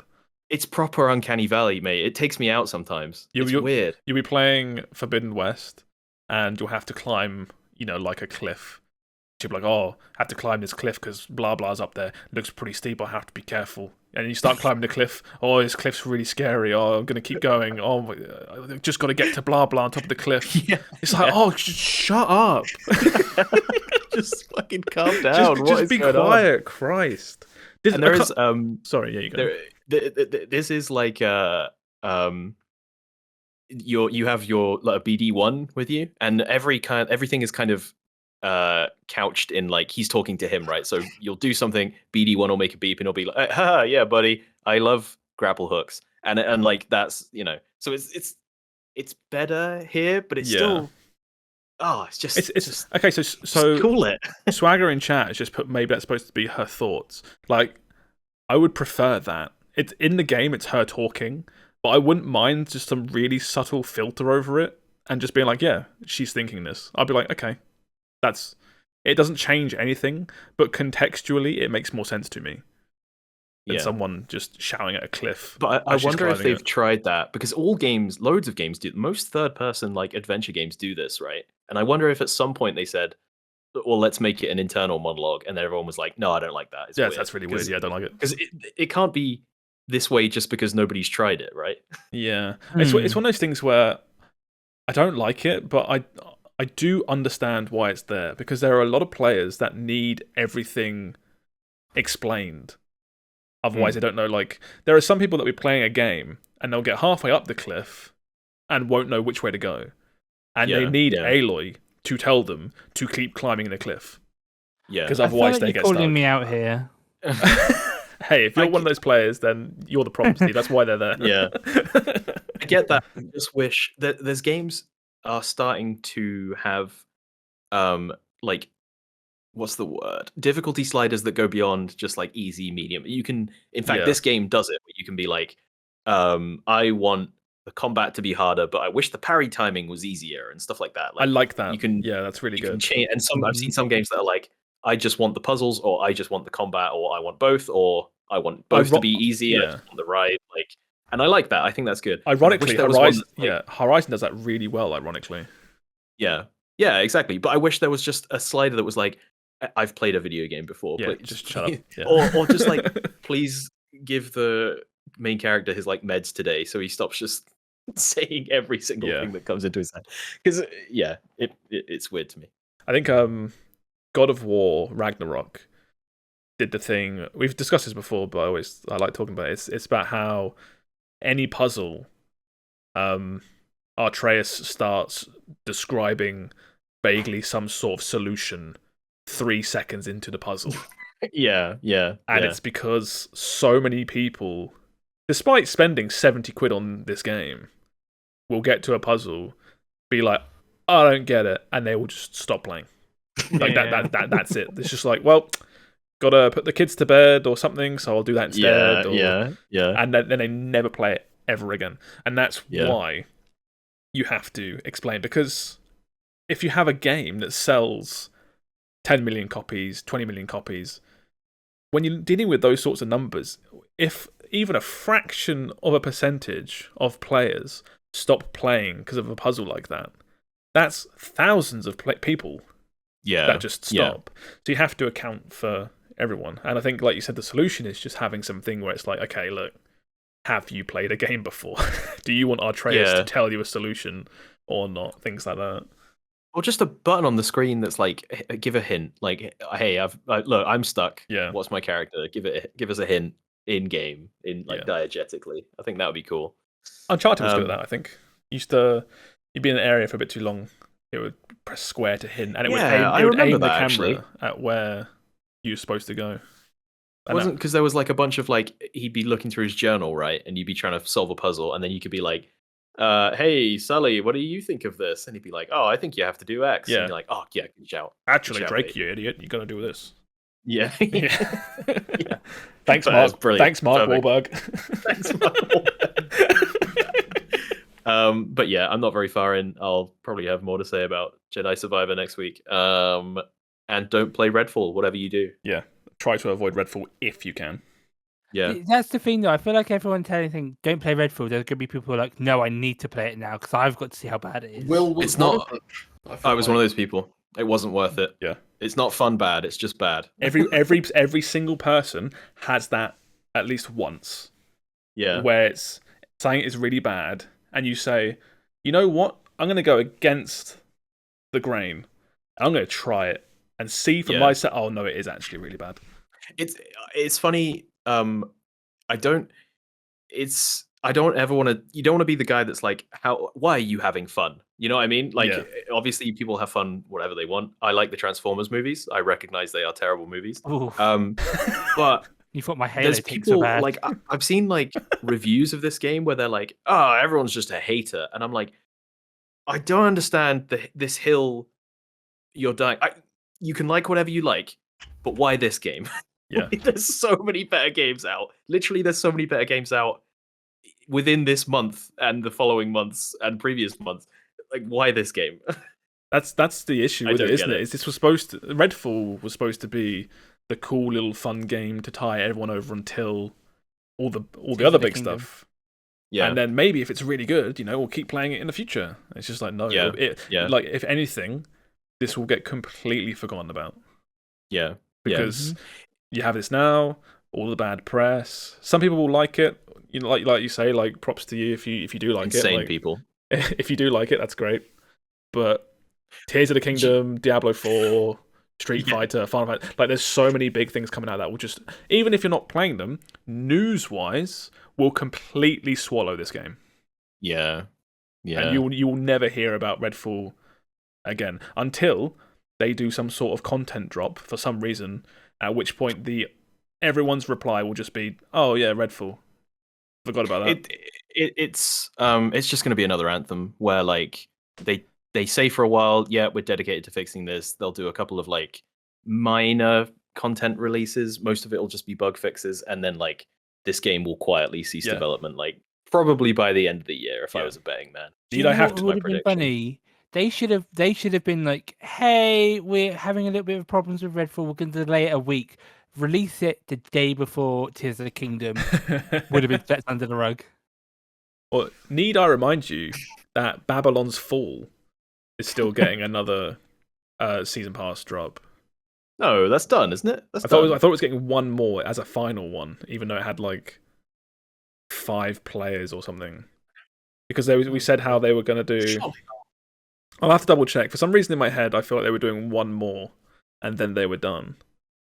Because do you remember when that came out and it had like 50 players, and they were like, "We're going to keep supporting it," and it was like, "Come on, like, don't no." Babylon's Fall has officially ended its service, apparently. Why am I getting confused then? Maybe I'm just on February 27th. I'm just out of date. You thinking of Anthem? Maybe I don't know. I'm thinking of something. But it's just these live service games where they promise future content, where the writing is kind of clearly on the wall. It's like, who are you fooling? Yeah, like, come on, just let's drop the pretense. Let's just say you're moving on. This was terrible. We'll just make something else. Well, they probably have to do that because if it's like too soon, they should offer refunds, and they're probably like, "Well, yeah, we're going to continue just so they can." Yeah. Yeah.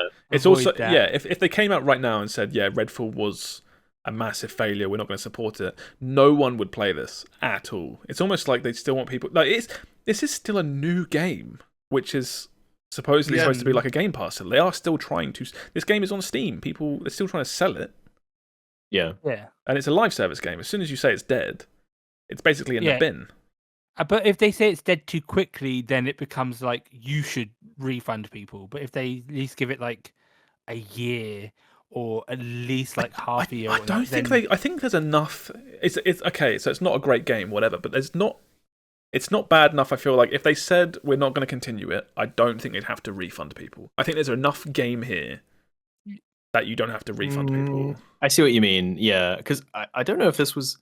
I mean, they've come out and said before this is going to be their like big support live service game, I guess, which you could kind of be like, oh, well, you're dropping support immediately, so yeah, some people might have bought this game under the premise of, oh, this is going to be my game for the next like. Yeah, this is my Destiny or something. I think legally.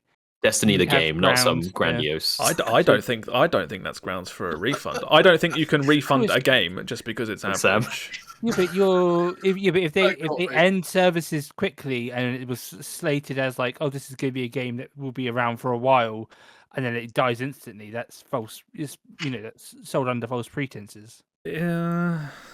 It's weird because I don't think it's really ever happened. So Well, I don't know. It's one of those things where, like, I think you're both right. I think Yeah. you could probably make the argument that this was like you should be able to get a refund. And I think most places would probably just no questions asked refund you. I was just saying, if you went on Steam right now, if you have a copy of this on Steam and just tried to refund it, regardless of how much you've played or whatever, and just left a comment explaining a bunch of stuff, I wonder if you would get it refunded.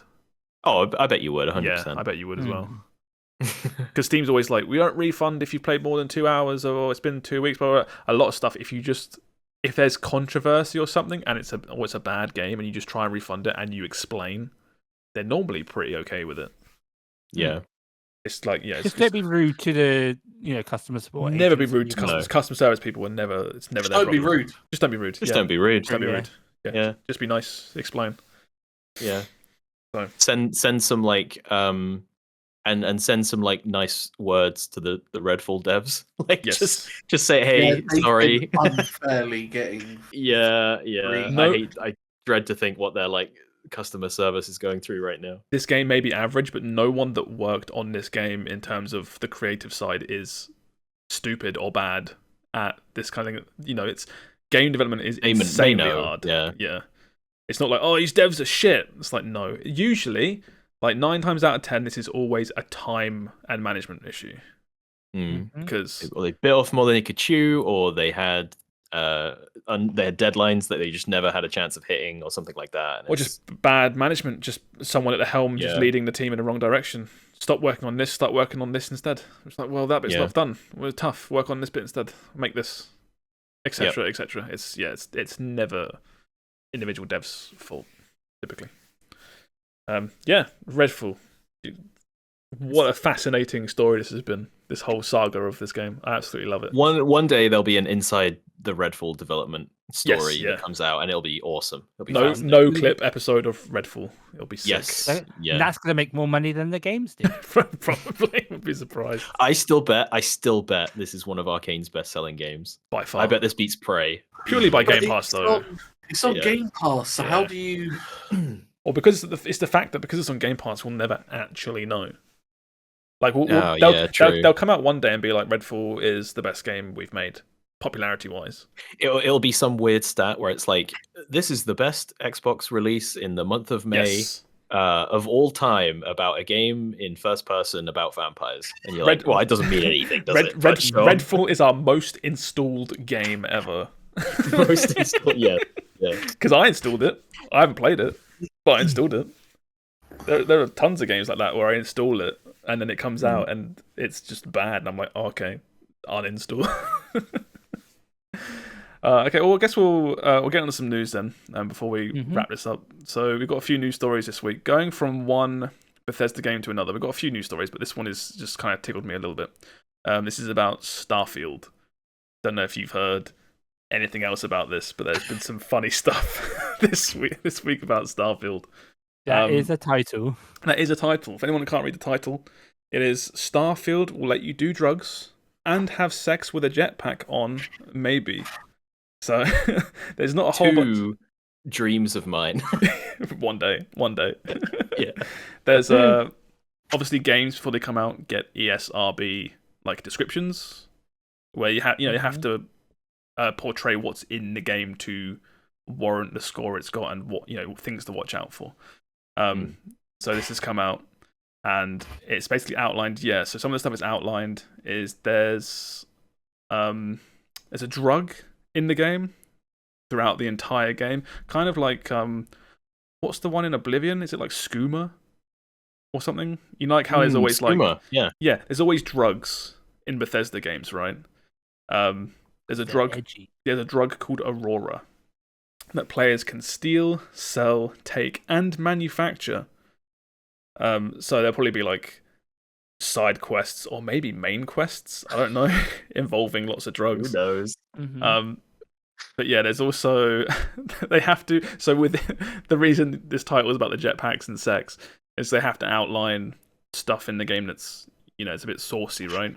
And there are sex references in the game, and there are voice lines after these scenarios, and they're outlined in this. So I'm going to tell you some of the voice lines that happen after these sexual encounters. So in I guess Starfield. spoilers. I guess if you're slight spoilers, if you wanna... yeah, for sex sections of Starfield. If you want to go in raw sections, please. Sections. You've got. I'm all for getting a little wild, but next time let's try it without the jetpacks. That's one of them. Talk about seeing stars. Whoa, that was amazing. And then my favorite one, which is kind of weird, but it's so odd. Life is a sexually transmitted disease that's 100% fatal. That's like I'm 14 and this is deep. Basically, they all read like Cards Against Humanity prompts. Yeah, I can't wait to have my guy unironically say this as pillow talk in the game. It's just. This isn't the biggest news story of the week. It just flowed too well from Bethesda stuff. From Redfall. Completely real and natural dialogue, Bethesda. Yeah. Thanks for that. Todd Howard wrote those and voiced them himself. So I look forward to that. Oh, God. You see that sex over there? You can have it. Right, top story then. Actual top story. You've got Hollow Knight news. This is today. Everyone, put your clown makeup back on. Because Silksong has been delayed again. It was scheduled for the first half of 2023, but has now just been pushed. It's just gone again, which I think now puts this up to about 4 years development. Is that no? Yeah, Hollow Knight was 2017, and this was announced in 2019, and it's now looking like. It doesn't sound like never getting released. It doesn't sound like it's skipping to 2024. It just sounds like it's not making this first half of the year. But it's the game just continues to be elusive. MIA. Because this was part of, if you remember, we talked about this today, me and Steve, but this was part of the Xbox showcase last year. Yes. And the big part of that show was they were saying everything shown in this is out within the next year. And Silksong was in that with a trailer. And it's kind of like, so it's like with time ticking down, these guys are like, hey, remember us? It's actually not coming out. So I just can't actually imagine the scope of this game now. Because it's gone from DLC to its own fully fledged game to is this game just even bigger than Hollow Knight? Is it still like, because it was like 3 people that made this, is it still just 3 people? Because I can see that that's gonna take time, isn't it? I'd have to look that up, but yeah, I don't know, because they were 3 people made, or I think it was 2 people made Silksong. No, probably 3. I think it's 3. And I don't know if after Hollow Knight blew up, did they upscale, or are they still? That was the Among Us problem as well, Among Us, where it got so popular, and then they were trying to crank out as much content as they could with like 3 or 4 people or something. It's like you should probably hire more people. With how well Hollow Knight did, right? They must be like, well, we've got kind of as much time as we need for this game, so we're in no rush. Yeah, and the bank account now has like 8 digits on it. Yeah, and we're set to just like chill and make our game at our own pace, which is good for them. But it's like if they upscale and hire more people, they start, that shortens their runway by however much. I am somewhat concerned that the hype for this has completely surpassed what the game will end up being. And we all know how overhyped games get. Yeah. It's like usually I'm like, because Elden Ring was unbelievably hyped and then it was amazing. And it's like, well, Hollow Knight was good, and I have no doubt Silksong will be good. But the hype for this is like insane, right? Yeah. But then in my head I'm like, is it just a meme? Or are people actually unbelievably hyped for Silksong as the second coming of Jesus Christ? I think there's always needs to be someone that's overhyped. Like, there's always needs to be that one game that at every conference, where's like, blank? Where's blank? Where's blank? Yeah. FF7, then Elden Ring. Yeah. Yeah, it was the same with No Man's Sky, Anthem, like. Yeah, at the moment it's Silksong. People are hoping, like, there's a little bit of like Bloodborne online or Bloodborne on PC, but that is more of like a pipe dream. Hollow Knight Silksong is real. Like, it is coming out. Silksong is coming. It's confirmed coming. Whereas Bloodborne is just like wishful thinking. So, Silksong comes out. What's next? What's the next lightning rod? That's a good question. Maybe Elden Ring Elder Scrolls DLC. 6. Elder Scrolls 6. Yeah, Elder Scrolls. Sam is right. Yeah. Yeah, that's a good one. That is a good one. Or GTA 6. Oh, yeah. We'll have to. Yeah, I was gonna say it could just be something that comes along and people are like, oh my god, that trailer. I'm creaming myself. Yeah. Like, no, he's always got to have something a little bit more. It's never a fresh game that gets. But as I said, No Man's Sky had that. Anthem had that. It's not something. On the same level as Elden Ring or FF7. It's something big but is also tangible. Like, it's real. It's coming. You just want more of it. Yeah, and it's based off of almost like Elden Ring had it because of Game of Thrones, so it didn't have a previous game to go off, right? Yeah, but it was. Hold on, what? George R.R. Martin. Oh, of course, yeah. Sorry, yeah. Sorry. no, that's fine. Because it took me a second. It's like, whoa, what's this jump? What's going on here? But, what's the plot? Mostly, it's like FF7 remake had FF7. This has Hollow Knight, so it's gonna be a sequel or something that has. It's something that we know is real, but there is next to no information about it. I think GTA 6 is a really good one, and Elder Scrolls 6 is also a really good one because they have. GTA 6 has nothing besides the fact that we know it's real. There's like leaked stuff, but like in terms of official press, there is nothing. And Elder Scrolls 6 has one teaser trailer of like a landscape. And that's it. I was going to say Metroid, but I don't think that's popular enough, right? No, nowhere near. Absolutely not. No, I love Metroid, but absolutely not. But I think you are right. Yeah, Silksong comes out eventually, and it's like Highlander, right? There must always be one. Something will take the spot of. I'm trying to think if people there's need something to chant. Horizon. It'll be something. Armored Core? No, because that's now got trailers and a date. As soon as there's information, right? Yeah, it starts dying down. That's why I think GTA and Elder Scrolls are really good picks. But yeah. Silksong delayed. As I said, this kind of the wording of this implies second half of 2023, but see, I thought that it almost the way that tweet's worded, I was like, oh, we're not seeing this for a long time. Yeah, okay, we had planned to release in the first half of 2023, but development is still continuing. We are excited by how the game is shaping up, and it's gotten quite big. So I want to take the time to make the game as good as we can. Yeah, I don't think this is out this year. If development is still continuing in May, I guess, yeah.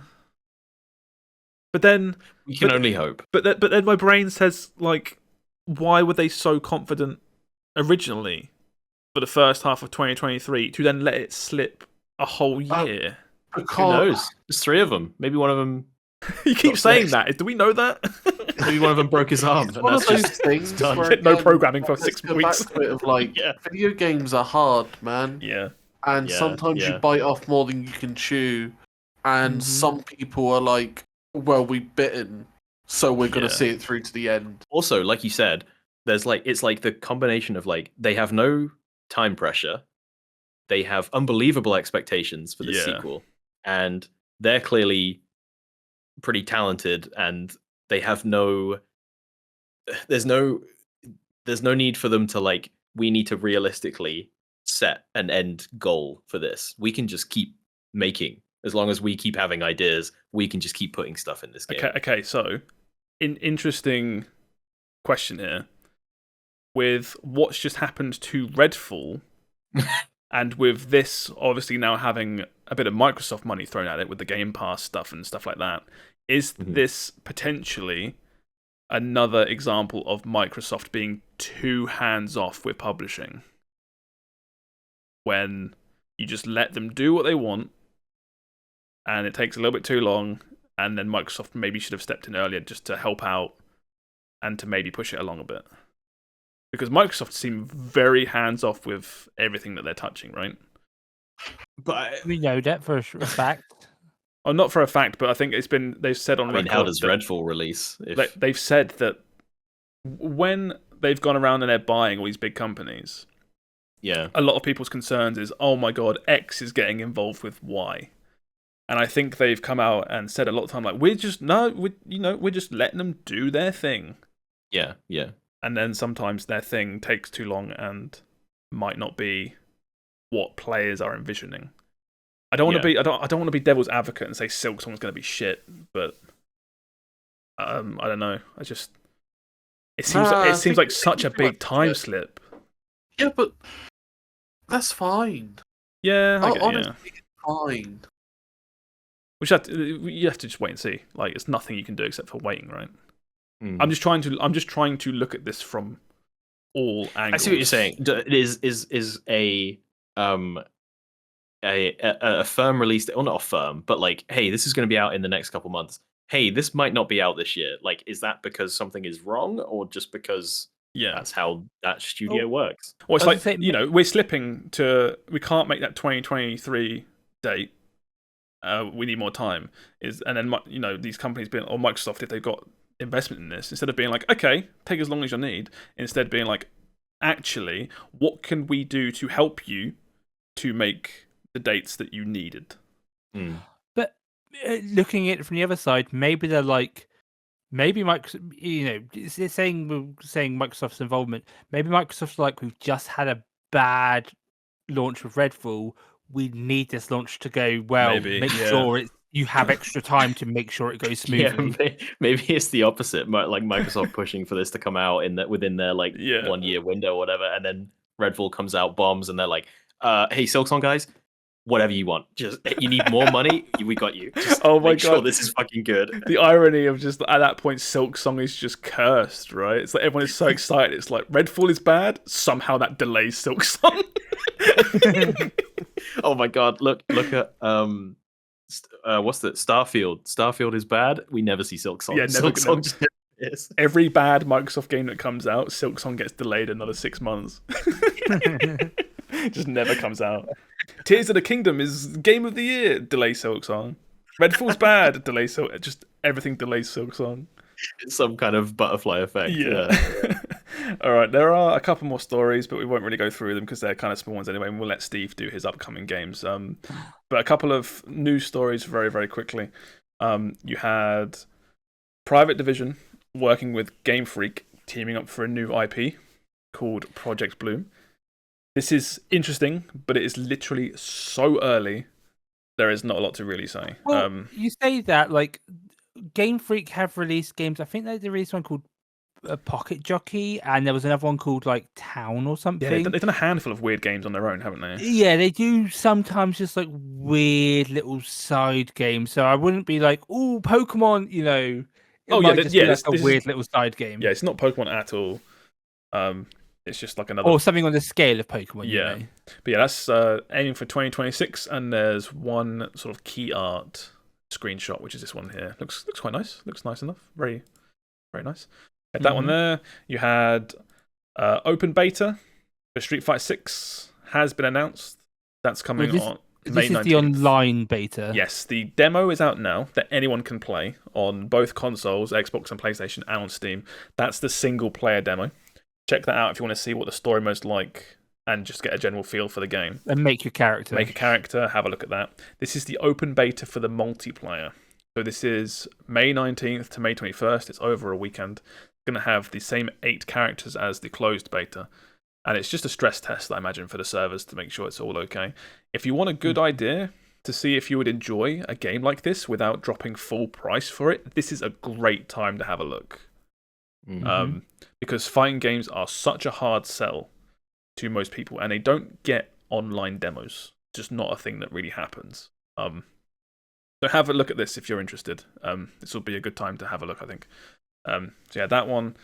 You had Counter-Strike Global Offensive is breaking all its records on Steam, which is insane for a game. It has to be bots, right? Or something. I can't. How? It's a decade old now, and it's just broken 1.8 million simultaneous players. That's absurd. That's so absurd. It is now second to only PUBG during its, during PUBG's heyday. Was absolutely insane. Yeah. I will say for this one, because of CSGO 2 just right around the corner, yes, maybe that's why it's picking up again. There's lots of little things. Like this game always has like an esports scene running alongside it as well. So there's that. It's worth talking about. This game also has a big gambling scene behind it as well. That's another thing that keeps it ticking along. And like you said, CS2 on the horizon might be doing something as well. It'll be interesting to see if CS2 keeps the same numbers. I imagine it will. I think it'll go crazy, but I think it'll be similar numbers at least. But yeah, I think it will. I mean, there are a whole bunch of people that have played CSGO that are not playing now, but would download Counter-Strike 2 for free to have a look, right? Yeah, you're one of them. We're, like 3 of us here. I think I think Steve would check it out. I think you would download it out of curiosity. I would download CS2. Yeah. For the content. CS2. For the content. So yeah, that has the potential to break that number on CS2's launch, and then maybe never hit that number again. We'll have to wait and see. We'll see. Yeah. Last story. This is about Nintendo and the Switch. Just more news about the Switch and the hardware that we all love. No plans for any successor before April of 2024. Just enjoy your decals on the Switches they're releasing. That's about as good as it gets. I've stopped using the Switch. It's just not worth it. No. I use my Switch almost every day, but there's been, ever since its launch, there's been rumors of like, oh, just around the corner there's the Switch Pro, and it's like never is. So just don't get your hopes up. It's just they're probably going to let this one run out its course until they release a next generation of a console. So don't get your hopes up, and if it does come, it will be a happy surprise. I've seen so it's much too talk late to be a happy surprise. Sorry, you go. I was just going to say, I've seen so much talk online of people saying when they get their Tears of the Kingdom copy, if it runs just like ass or they're not happy with it, they're just going to play it on PC. Yeah, because you've bought the game, like you own the game. Now you can play it on PC at 60 FPS. like 4K in Minecraft. I have to add for legal reasons. But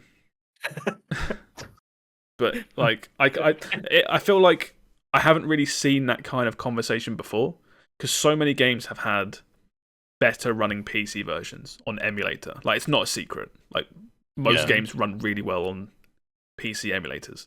But Tears of the Kingdom specifically, I'm seeing so many people say this is like, why can't the game just run at like a decent frame rate in all areas? I think it runs fine. Tears of the Kingdom, as far as I'm aware, is fine, just not in all scenarios. Some scenarios are still a bit weird. Yeah. And it's certainly not 60. It's like 30. So it's a weird one. I feel like everyone is screaming for new hardware, Switch hardware. Or not, people aren't screaming. People are fine with the Switch, but like I personally want new hardware, and it's just. I think there's a lot of people who are like, "Oh, I'd love a Switch Pro that can like run a bit better, can play the games." Yeah. I had to stop myself because I feel like I was about to say everyone wants a Switch Pro, but I don't know if they actually do. I don't know if I'm part of this 1% that would just be really happy with it, and everyone else is fine. I think it depends on us with our big PCs and 144 hertz monitors. Yeah. And I think it depends on what features come with a Switch Pro, because it like for me, I'm like, oh, a Switch Pro would be nice if they had like a second screen attachment, so maybe it could play like 3DS games or DS games. All I want from a Switch Pro personally is something that runs games a little bit better. Just had them run a little bit better, and I want it to output to 4K, whether that's like upscaled or native. Probably not native. Probably be upscaled. Whatever. Switch looks like ass on my TV, and that's how I play my Switch games. And I know like that might be wrong or whatever, but that's how I play my Switch games. They don't look very good. Because I also play my PS5 through the same TV, and it looks awesome. So it's just like, I don't know. It's this conversation again. I know it's a bit boring. I love it. Every couple months we check in with the Switch and we're like, yeah, we still don't like it. Are you better yet? No. Yeah. Piss off then. It's like what? Who even? We got nothing to say anymore. Yeah. Nintendo's not changing. Yeah. You can look forward to this conversation every 2 months from now until at least April 2024. Yeah. We'll have it with Pikmin 4. We'll have it with Metro Prime 4 when that ever happens. Yeah. Yeah. But anyway, that's all the news for the week. That's all that done and dusted. Put a bow on it. What's coming out, Steve? Okay, well, it's a very quiet week for games because there is one big release. But on the 11th, there is a game called Mechabellum. How do you spell that? Mecha, then BELL. You spell it right, all one word. Yeah. All one word. This is an auto battler, but it looked a little bit more interesting because it looked like it was like mech suits and tanks and. Okay. I've had this on my wish list, I think. Yeah, it's an auto battler, which I was a bit like, but I was like, actually watching it like in motion, it did look a little bit more interesting than just like your TFT or Dota All Stars or whatnot. It looks like the art style looks like a weird cross between StarCraft 2 and Factorio. It's like I look at it and all I can think of is the StarCraft 2 custom games. I'll be honest with you. It does look like a custom game, yeah. Yeah, I think you're right, actually, yeah. Yeah, there's not much coming out, but and on the 12th, of course, we have the big release of Zelda: Tears of the Kingdom. Oh, that's coming out. That's out. Oh, okay. That's out. Too slow, old man. Friday, all right, nothing's coming out. Yeah, no game. Who's getting it? Who is getting it on release? Me. I hope I'm getting it. I don't know if my post is fucked from Star Wars not arriving. I've accepted that if this doesn't come on Saturday at the latest, I'll just be buying it. Oh yeah, I'm getting it. I'm streaming it. I'm gonna have fun with it. Have fun with your 0 viewer stream as everyone's avoiding spoilers. Yeah, I was gonna say, even if that happens, I'm like, no, I wasn't sure where that burn was going. I was like, wow, just okay. So okay, drive by. No, I will. when you're streaming this, I'm going to come into your stream and I'm going to say, "Hi, Steve. Bye, Steve." Yeah, And then you're going to leave a lurk to boost Yeah. the number, right? Yeah. Yeah. I'll definitely leave a lurk. Okay, and then also on the 12th, it's not a game release, but we have the Diablo 4 beta. Oh, okay. Why Blizzard chose to do this on Tears of the Kingdom Day? Steve, is I'm beyond going me, to tell you this. You got to stop thinking that people are like, "Oh, this game's coming out. Oh, we need to change our Yeah, plans." but I'm They not don't sure. do that.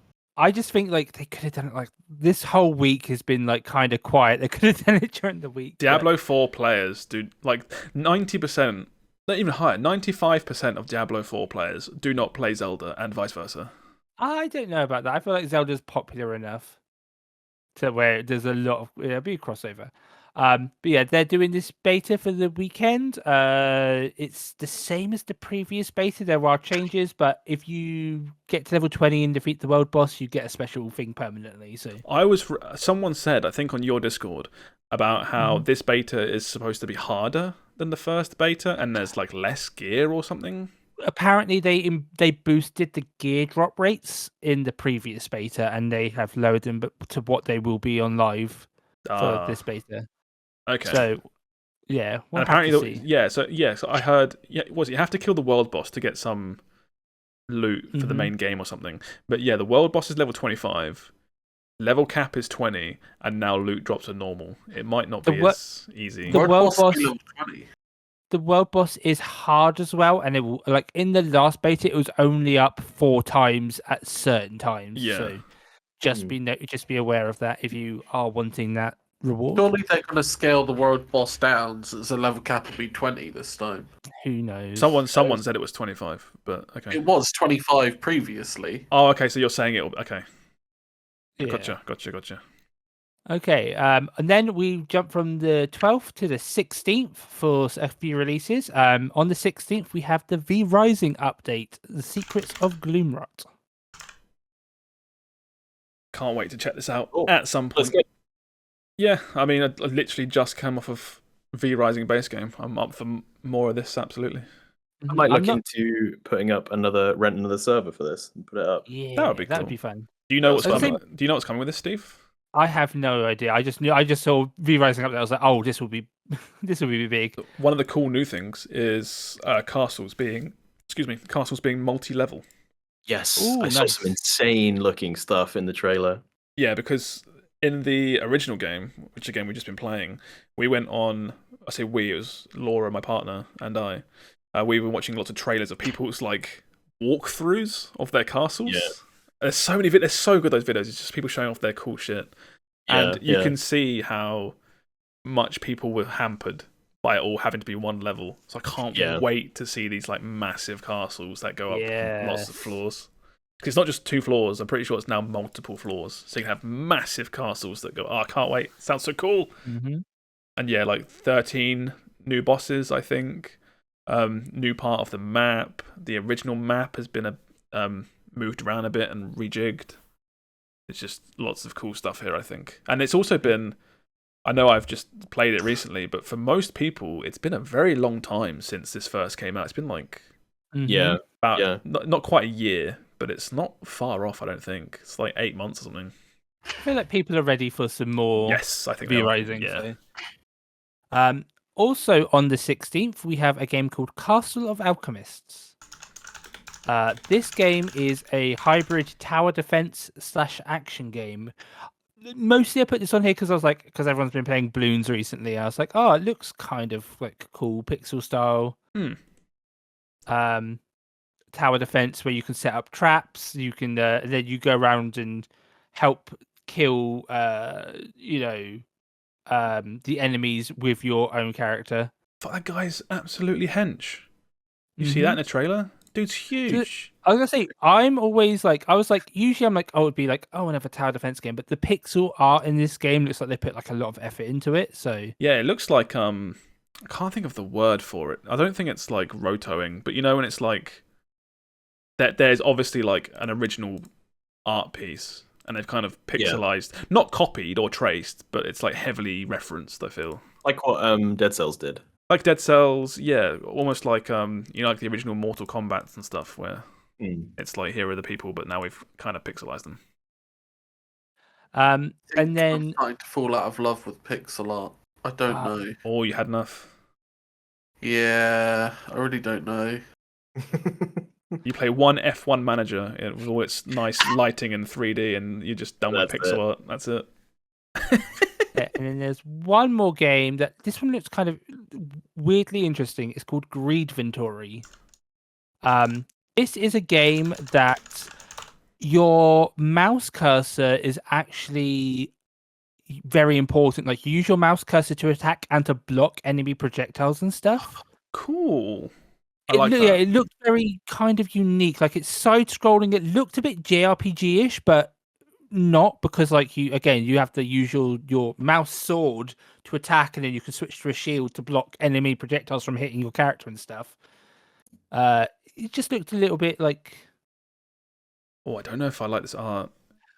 It's really weird. I'm not sure, but the trailer as it goes on, it does get a bit like It's a grim. bit gory, isn't it? Yeah, something like the enemies are a bit like body horror. I don't mind style, that. It's just there's something about it. I don't know. Yeah, It looks unique, at least. Yeah, That's pretty interesting. It reminds me of what's that game? Like Splatterhouse? Have you? Yes, Splatterhouse. Yeah, original like 2D beat 'em ups, but then had like a 3D one as well on PS3 and Xbox. The original 2D ones, the beat 'em ups, this is way higher fidelity than it, but the same kind of like body horror, blood, weird creatures, stuff like that. Kinda reminds me of that. It's pretty cool. The more I watch this, I actually think it's kind of cool. I was kind of off put at first, but it's just looking weird enough that I'm like, okay. That's what I thought. I thought it's like kind of like a unique mechanic having your cursor. April 20th, it says. April 20th. What, 17th of May? Yeah, but why did that trailer say April? I missed that. Delayed. Yeah, delayed slightly maybe. Must have been delayed, but yeah, this will be an early access game, so I'm gonna wishlist that. That looks cool. that is that's all that's coming out really. I mean, there was like another game, like a JRPG other game, but I can't remember it. It didn't look too good. No, that's fine. I mean, you got Zelda coming out for I was gonna say Zelda's like the game. For a lot of people, that's gonna tire them over. Like we said, every big game coming out has the audacity to be massive. Like, how dare they? Everything's open world. Yeah. 100 hours long. But yeah, I think there's lots of little things here that I think when there's another quiet period in the future, these might be quite cool to check out. Maybe. Mm-hmm. Thanks for doing that, Steve. And No then problem. we'll wrap it up here and we'll say goodbye. Thank you for listening, everybody. That's another week done. So we're going to head off. We'll say our socials and then we'll go as well. So my name is BottlerWorks on everything. Come find me if you dare. What about you, Will? You know where I am. And Steve. Hi, I'm Quikwix. That's QYKWIX on all good platforms. And Sam. Hello, I'm Sam. Goodbye. These get lazier every week. Somehow it surprises me every week. I don't know how. It's one of those things where it's really lazy, but I haven't got any other sort of outro planned. So this is just the outro. Is the lazy socials and then What could we do for an outro? Josh, like, rap us out, beatbox us out. Oh god, no, I'm not beatboxing. That'll be the cringiest shit ever. No, I'll just exactly. Thank you for listening, everybody. We are now going. Goodbye. Bye. Goodbye. Bye.